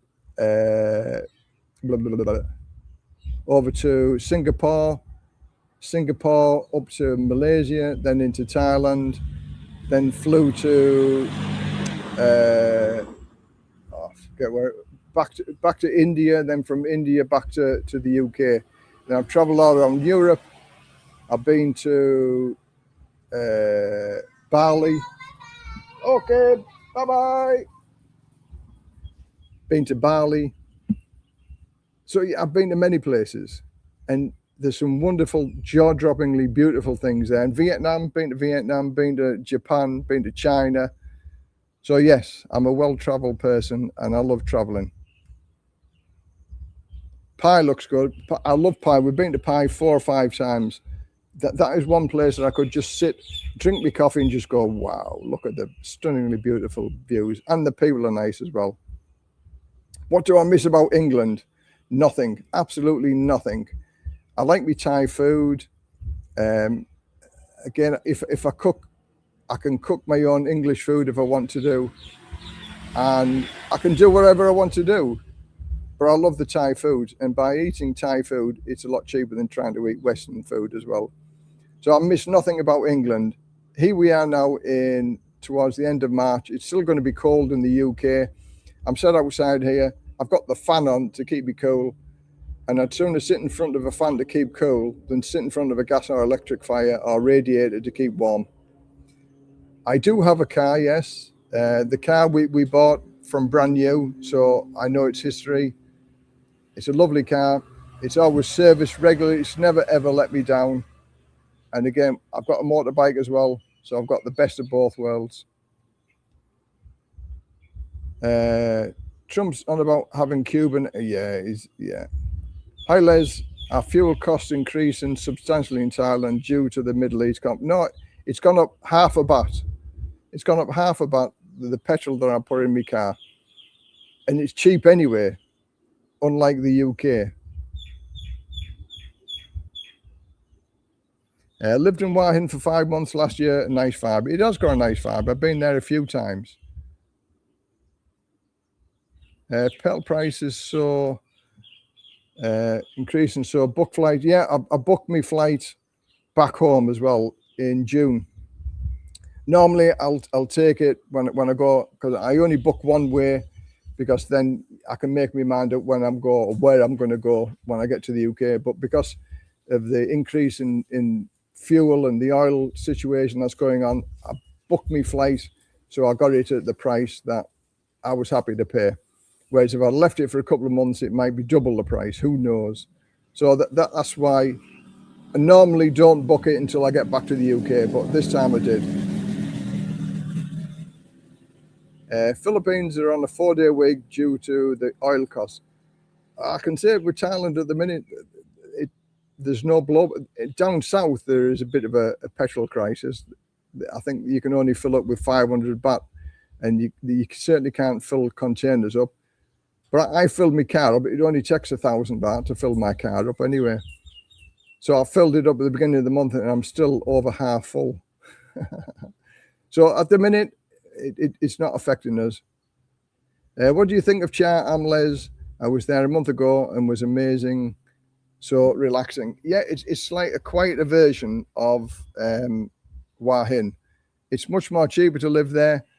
I feel it's a little bit run down in some of the places, but it's still worth having a look at, because again, you're only 30 minutes away from Hua Hin. Did you go to Australia and Yeah, I did both islands, Australia and New Zealand. Both islands of New Zealand, North and South, and I was in Australia for Christmas and New Year. So I spent Christmas Day on Bondi Beach and New Year's Eve party on a boat watching all the fireworks. Fantastic, absolutely fantastic. And I did all the Gold Coast. I think I forgot to mention that I've been to Australia. So I did all the Gold Coast, went down to Melbourne. Yeah, enjoyed it. Most expensive country I've ever been to, Australia.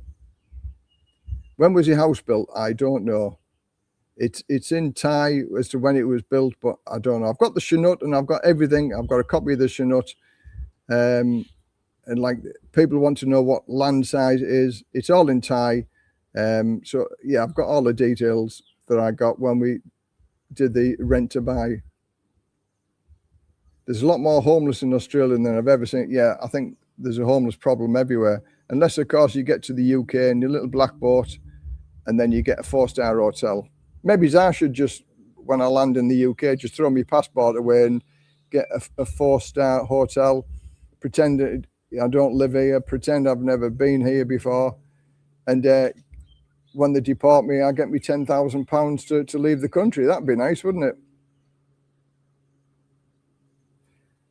Do I like, yeah, Chiang Mai? I like Chiang Mai as well. Beautiful place, Chiang Mai. Interesting place. But it's the burning season, you know, the pollution in Chiang Mai for 3 months of the year. That's the only thing that puts me off Chiang Mai. But I've been there many times, beautiful. Usually we spend Christmas in Pai and then New Year in Chiang Mai. And I've been to Chiang Mai, Chiang Rai, again, all beautiful up there. I live in Sydney, Les, and seeing more and more people looking into bins nowadays. Yeah, it's crazy, isn't it? You may live into your 90s because you don't drink and smoke. Well, let's hope so. I'd like to think so. Retired, don't give up. Hi, Dave. He's another guy that I helped when he came to Thailand. Retire, don't give up 2.0. Have a look at his channel. He's a guy who's been here for 2 years, Canadian guy, and he's married to a Thai lady. So again, he's open and honest. And if you've got any questions that you want to ask him about moving over to Thailand, he lives in up by Chiang Mai, not quite in Chiang Mai, but close to that. I won't say exactly where he lives, but if he wants to share that information with you, he will. But he sort of lives remote, and he's got a good life. He's got a good Thai wife as well. And lucky, never been to Thailand before, and married a lovely girl. He's got a lovely house, and life is sweet at the minute. So have a look at his channel, Retired, Don't Give Up 2.0. There you go, Dave. There's a little plug for you, mate. Thanks so much for joining us. He's a nice guy. You can send me the 10 baht later on. I've seen people living in cars, even tents in the Gold Coast. At least the weather is good, but it's not something again, I like the van life in the UK, and I like the idea, and I still like the idea of traveling around in a van in the UK and over in Europe. But it's not something that I would wish to do or choose to do. But sadly, that's the only way some people can make a living. Again, this happens in America. You know, there's rows and rows of people living in old caravans and camper vans and trucks, and in the cars. I mean, there was a manager who worked at Disneyland. He was a manager, lived in a car. Crazy. Grand Canyon, yeah, I've seen there. Hoover Dam, beautiful. Have I been to Canada? I've been to Australia and never got to Canada. I was going to go skiing in Canada, but the ski pass for a week was £500. So for £500, we got a deal for all inclusive in Livigno, Italy. So we chose the £500 for all inclusive for 2 weeks in Livigno, and it was beautiful, as opposed to paying the money to get all the way to Canada and £500 for 1 week ski pass. Have I been to Iceland? No, never been to Iceland. Only the shop Iceland to get me frozen food in Redcar. Norway, no, never been to Norway. Never been to Switzerland. Well, I've been to passed through Switzerland on the way to various places. Sweden, never been to Sweden. That's what I'm saying. So I've still got many places on my bucket list. Italy, I've loved Italy. Fantastic. I've been to many places in France. Spain a couple of times. Mallorca, loved it. But Italy is probably my favorite country in the world. And Austria for when I did my skiing. I remember you said you were going to build a place for carers in back of your house. Will you be rethinking and sharing your plans of getting older in Thailand? Yeah, again, it's still an idea. It would cost 200,000 baht to get a place built at the back of this place for getting a carer. But if I lived in the Philippines, they're natural carers in the Philippines, and I could understand them because it's speaking English. So again, there's many options that I can still do. We'll see. There's nothing cast in stone at the minute. It's just amazing the amount of doors that open to you once you become single again, and it's having the courage to go through them. Some great advice videos about the Philippines on YouTube. One guy is from the northeast of England. He has a channel. Yeah, I've looked at many people. I've sort of blitzed the minute at the YouTube for the Philippines. It's not all good, but it's not all bad either. So I've got to make my own mind up about that. Same with Thailand. It's not good and it's not bad, but you've got to make your own mind up when you come. But if you've been pre-warned and you know the score, which I do in Thailand, and it's sort of just the same in the Philippines as it is here, buyer beware, and we'll see where we go.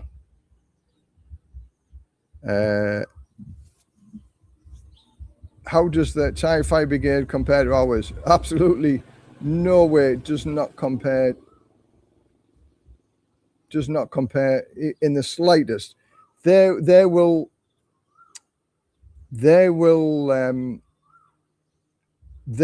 fight the fire from the outside. Not all crews are BA trained, so they will not go in and rescue you. So yeah, if you're sadly involved in a fire here, the chances of getting out alive is very slim.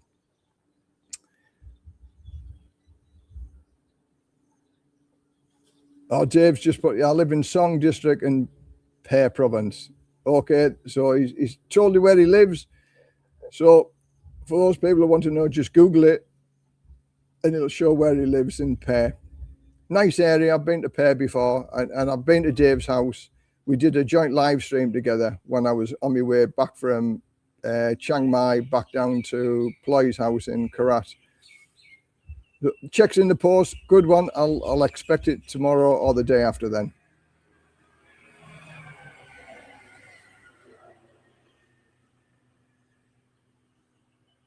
So what do you think about life in Southeast Asia? Is that something you would ever do? I live in Southeast Asia, so yeah, it's one thing that I do, and of course I do it every day. Beautiful.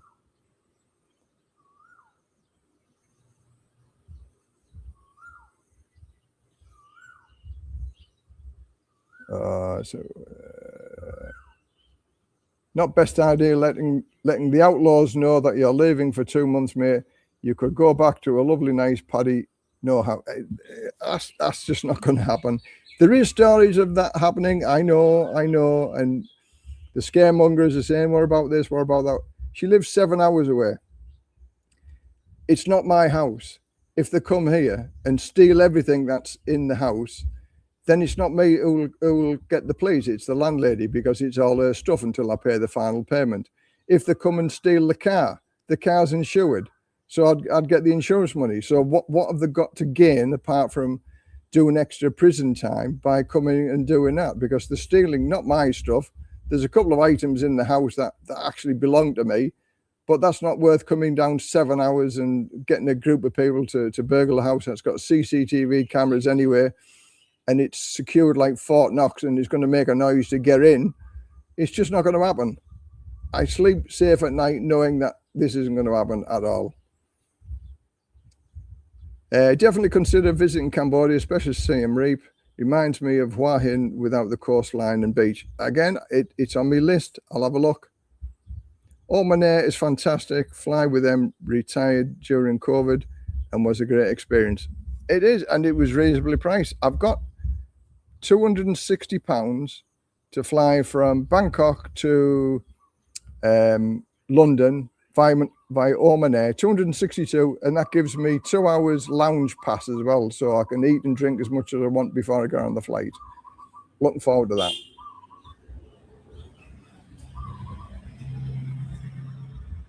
So many there's so many foreigners in Thailand, you know, every nationality. Butlins, I've been to Butlins. I used to enjoy Butlins. It was good. Better than Haven Holidays, for sure. Butlins, it was upmarket people compared to Haven Holidays.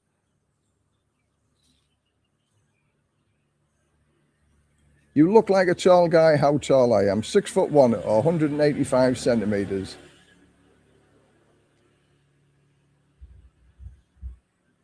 Philippines, lots of dollars. Yep. Have you been on a cruise? No, I haven't been on a cruise. No, I'll tell a lie, I did. I went on a 3-day cruise from Portsmouth to Bilbao. Loved it. Absolutely fantastic. That was the 3-day cruise. But would I go on another cruise? It's an option, isn't it? I quite like the idea, because I've never been on a proper cruise. So I might go on a cruise for a month. Not a month, a week or so, 2 weeks. So never say never. I meant living on a boat there. I looked at buying a canal boat, but then when I looked into how much it cost to moor it and the charges, it was just looking at anything in the UK where you can temporarily live in, whether it's a static home, static caravan, mobile home, the cost of leaving it somewhere or insuring it or putting it in a compound was just horribly expensive. When I first came over to Thailand, I owned a caravan. It was in storage for 2 years before I decided to sell it. because that was my last clinging on to the UK, was my caravan and everything, all the possessions that was in it. And the guy that came and bought it gave me full asking price. He says, it's the best caravan I've ever seen, Les, at this price. He said, so I'm not even going to argue over the price. And all the stuff I give him with it was just, he gave me the cash and walked away, and he was a happy man.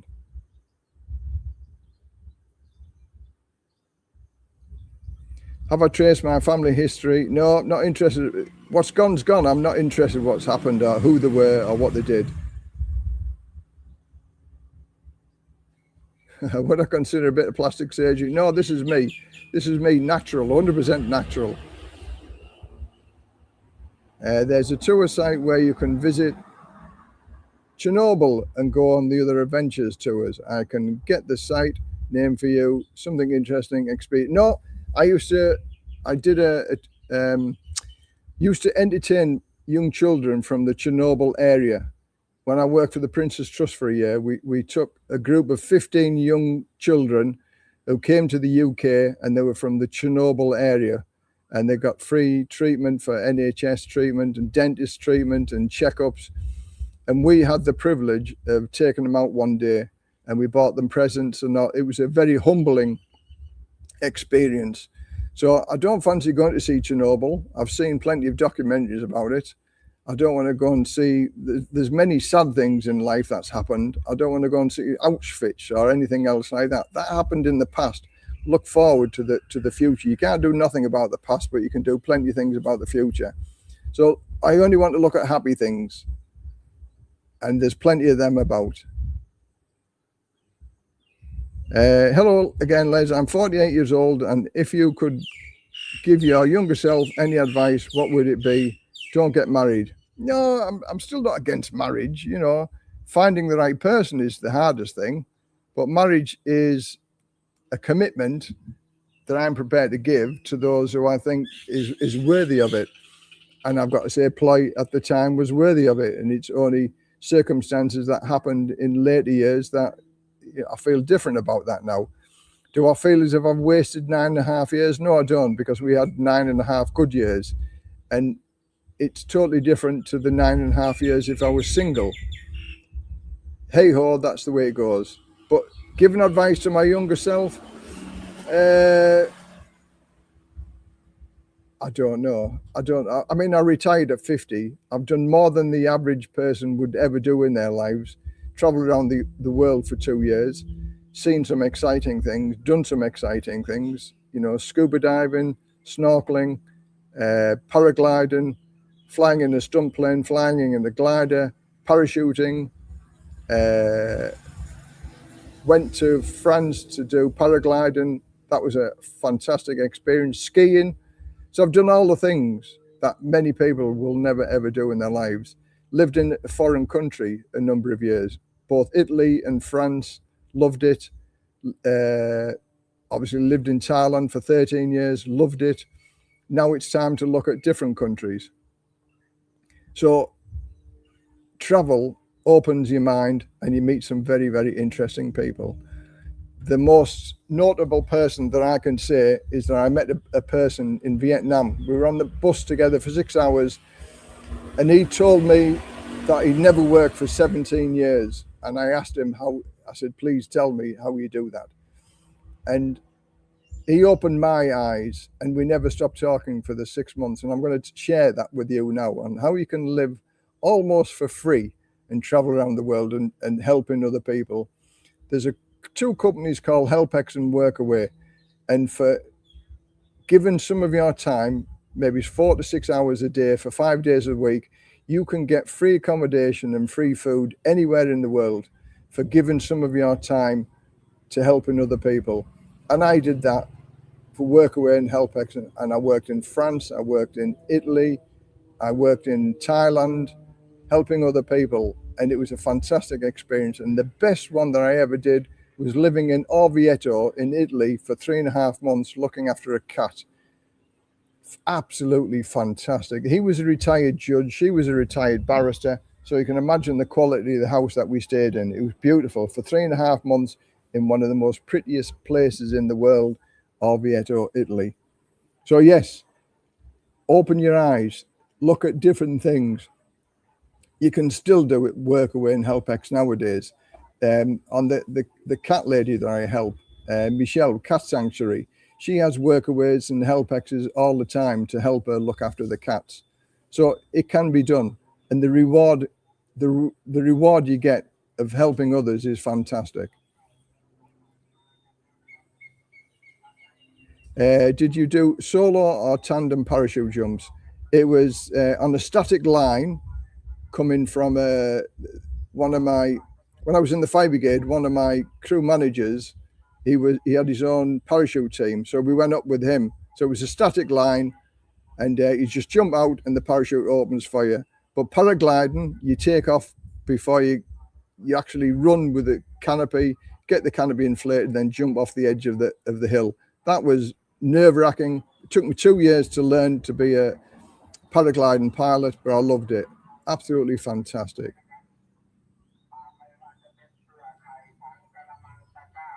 Are you a Sagittarius by chance? No, I'm a Cancer.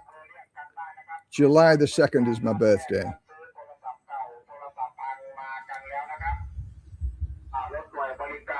3.5 months for a cat, amazing. I don't get that one. Yeah, let's have a look. I worked with a guy in the 80s. His girlfriend was a psychiatric nurse. She taught him how to conceive or convince the doctors he was insane. And since then, he lived off the state, house income, everything. There's people doing TikTok videos to get the PIP payments in the UK. And you pay them a certain amount of money and they tell you how to do the interview. And basically, in a nutshell, one of the questions that they ask, do you feel suicidal?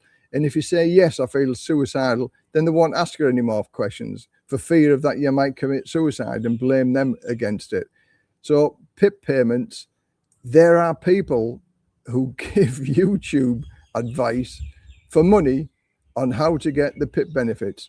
9 million people on benefits in the UK. And a lot of them are from 16 to 23, 24-year-old. It's crazy. The system's gone bananas. Barcelona looks fantastic. Would love to see that cathedral they've been building for decades. Barcelona, been to Barcelona, only for a day. But there's some fantastic places in the world. The Amalfi Coast in Italy, one of the most beautiful coasts I've ever seen. There's so many things that I've seen that it's just like, wow. You know, the Grand Canyon is the wow. New Zealand is a wow. Australia, Bondi Beach and the fireworks show. I watched so many firework displays in England when I was working night shift as a firefighter. And I said, one day I'm going to be there, New Year's Eve, and I'm going to watch the firework display. And the same year that I retired, I was sat in Bondi Beach for Christmas and we watched the firework display in Australia. Magical time, never forget. So that's what I'm saying. If I get dementia and forget everything, that's the worst thing that could happen to me. But I'm still 65 and I can still remember the days and all the photographs are there in my head. So I know what went on. I don't think the UK state pension will be worth anything by the time I get it. So that age, I only plan based on my own savings. Yeah, again, make plans for the future, because relying on the state pension alone, although you can live £800, you can live a lifestyle here on £800. I've done a couple of videos, 35,000 and 50,000. So one's about 800 quid and the other one's about £1,200. And you can live a lifestyle here. I know a couple of people who like the alcohol and they're social people and they're in the bar every night and they still have £800 and £900 a month and they still once a week have their adult entertainment, if you like, on that amount of money. So it can be done. So never say never. It's just knowing the people and being shown how you can do it. Are you a Freemason or in the Rotary Club? I got asked to join the Freemasons, but I declined because if I can't get on with my own volition, I don't want to shake somebody's hand or tickle somebody's thumb to get on and get something done. No, I'm a man of my own ways. I don't need anybody else to help me along the way with regard to the Freemasons. Definitely not. Do I believe in God? I don't know. I'm an atheist, but I believe there's something, because we live in an impossible situation. If you look out into space and it just goes on forever, so that's impossible. So if that's impossible, it means everything is possible. So again, I've got no fear of death. I've got no fear of getting old. It happens to everybody. We're not here forever, is why I do the things that I want to do. I'm not a religious person, never have been a religious person. It is what it is. And yeah, just go on. You're here for one time. I'll find out what happens when I die.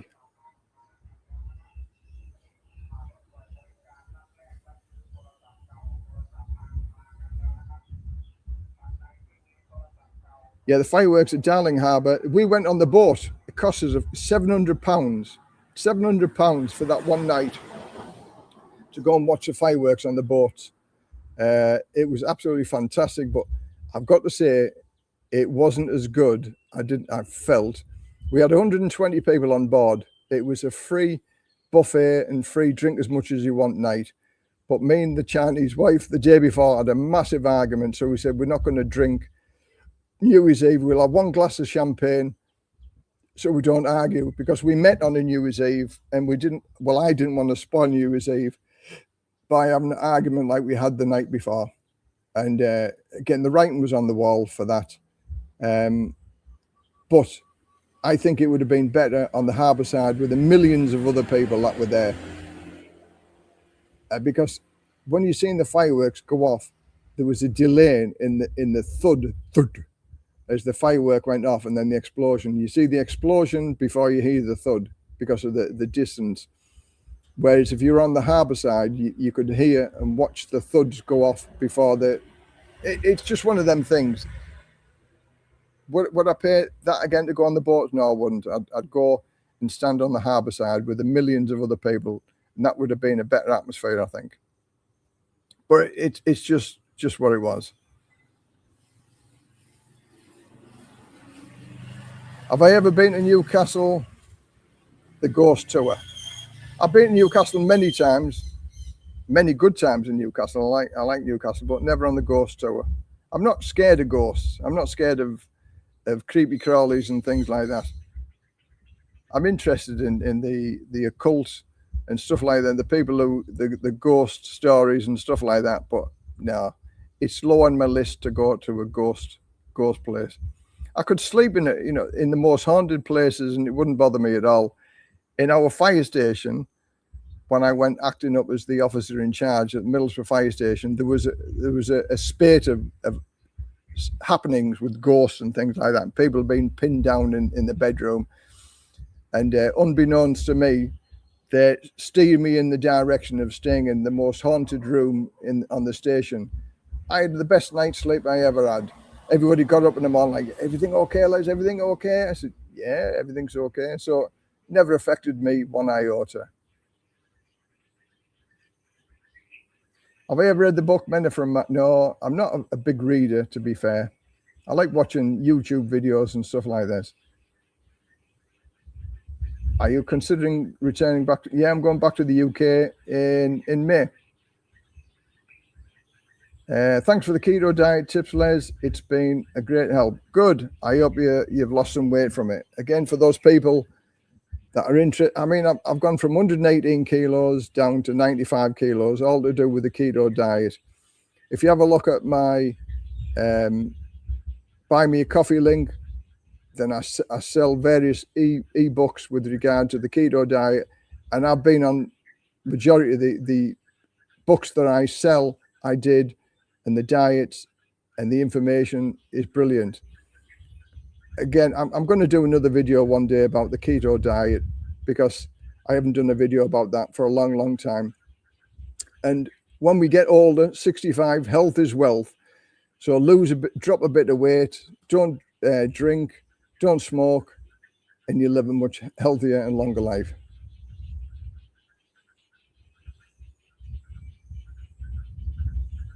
Yeah, exactly. You see the light before you hear the sound, because light travels faster than, yeah, again, I go with that, but it sort of spoils it.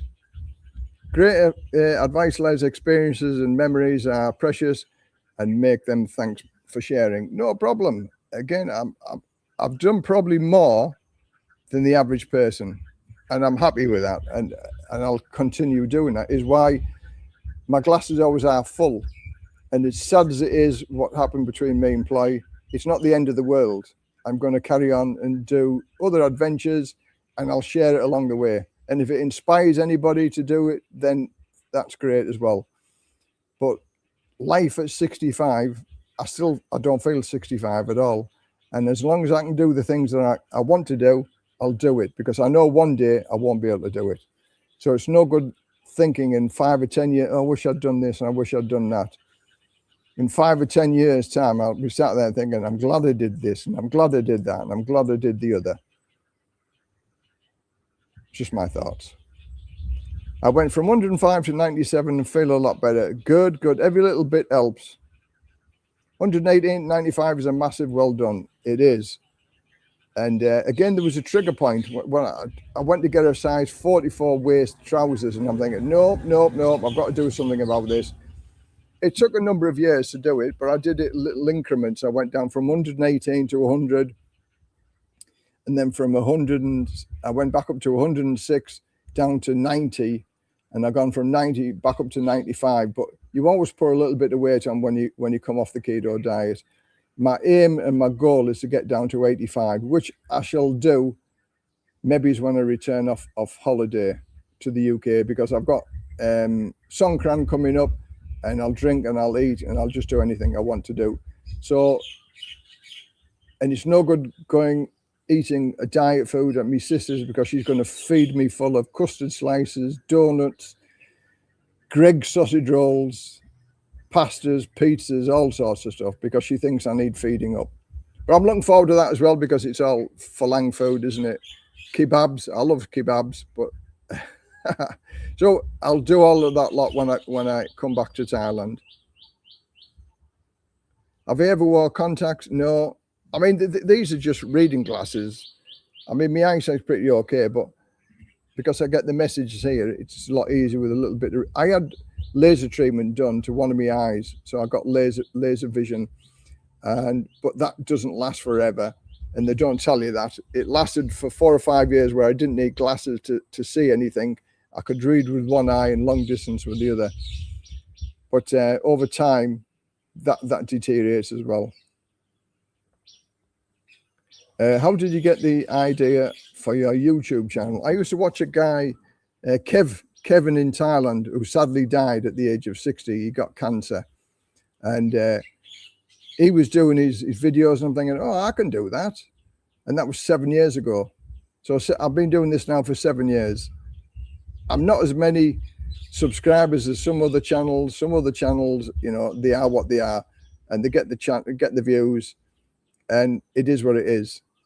But I'm always open, honest, and reliable. Anything that I give, I don't sugarcoat it, and I don't give any BS. And that's where it's going to go in the future. There's no BS. I'm going to tell it how it is as a single guy, where I've been, what I've done, how much it's cost, warts and all.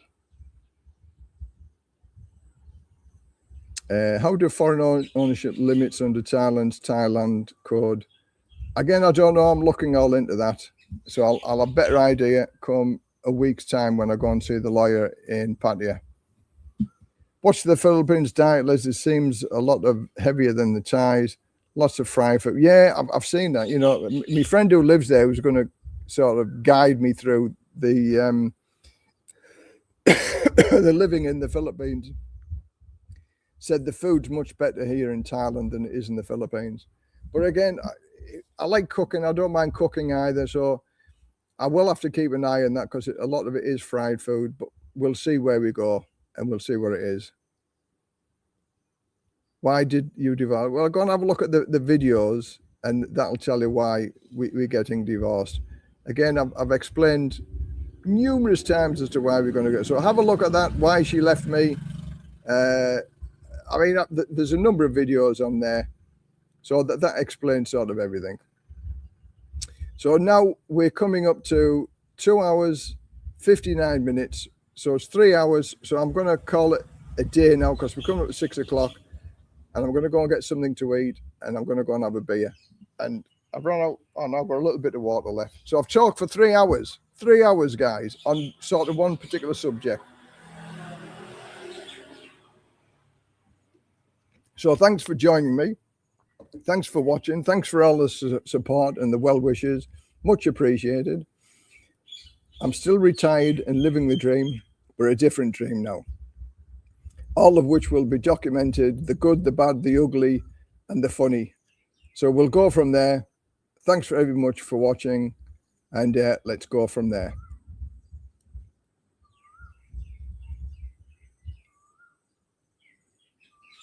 Cheers. Good for having the chat. You earn your beer. Good live stream. Okay, thanks very much. See you later, guys. Bye for now.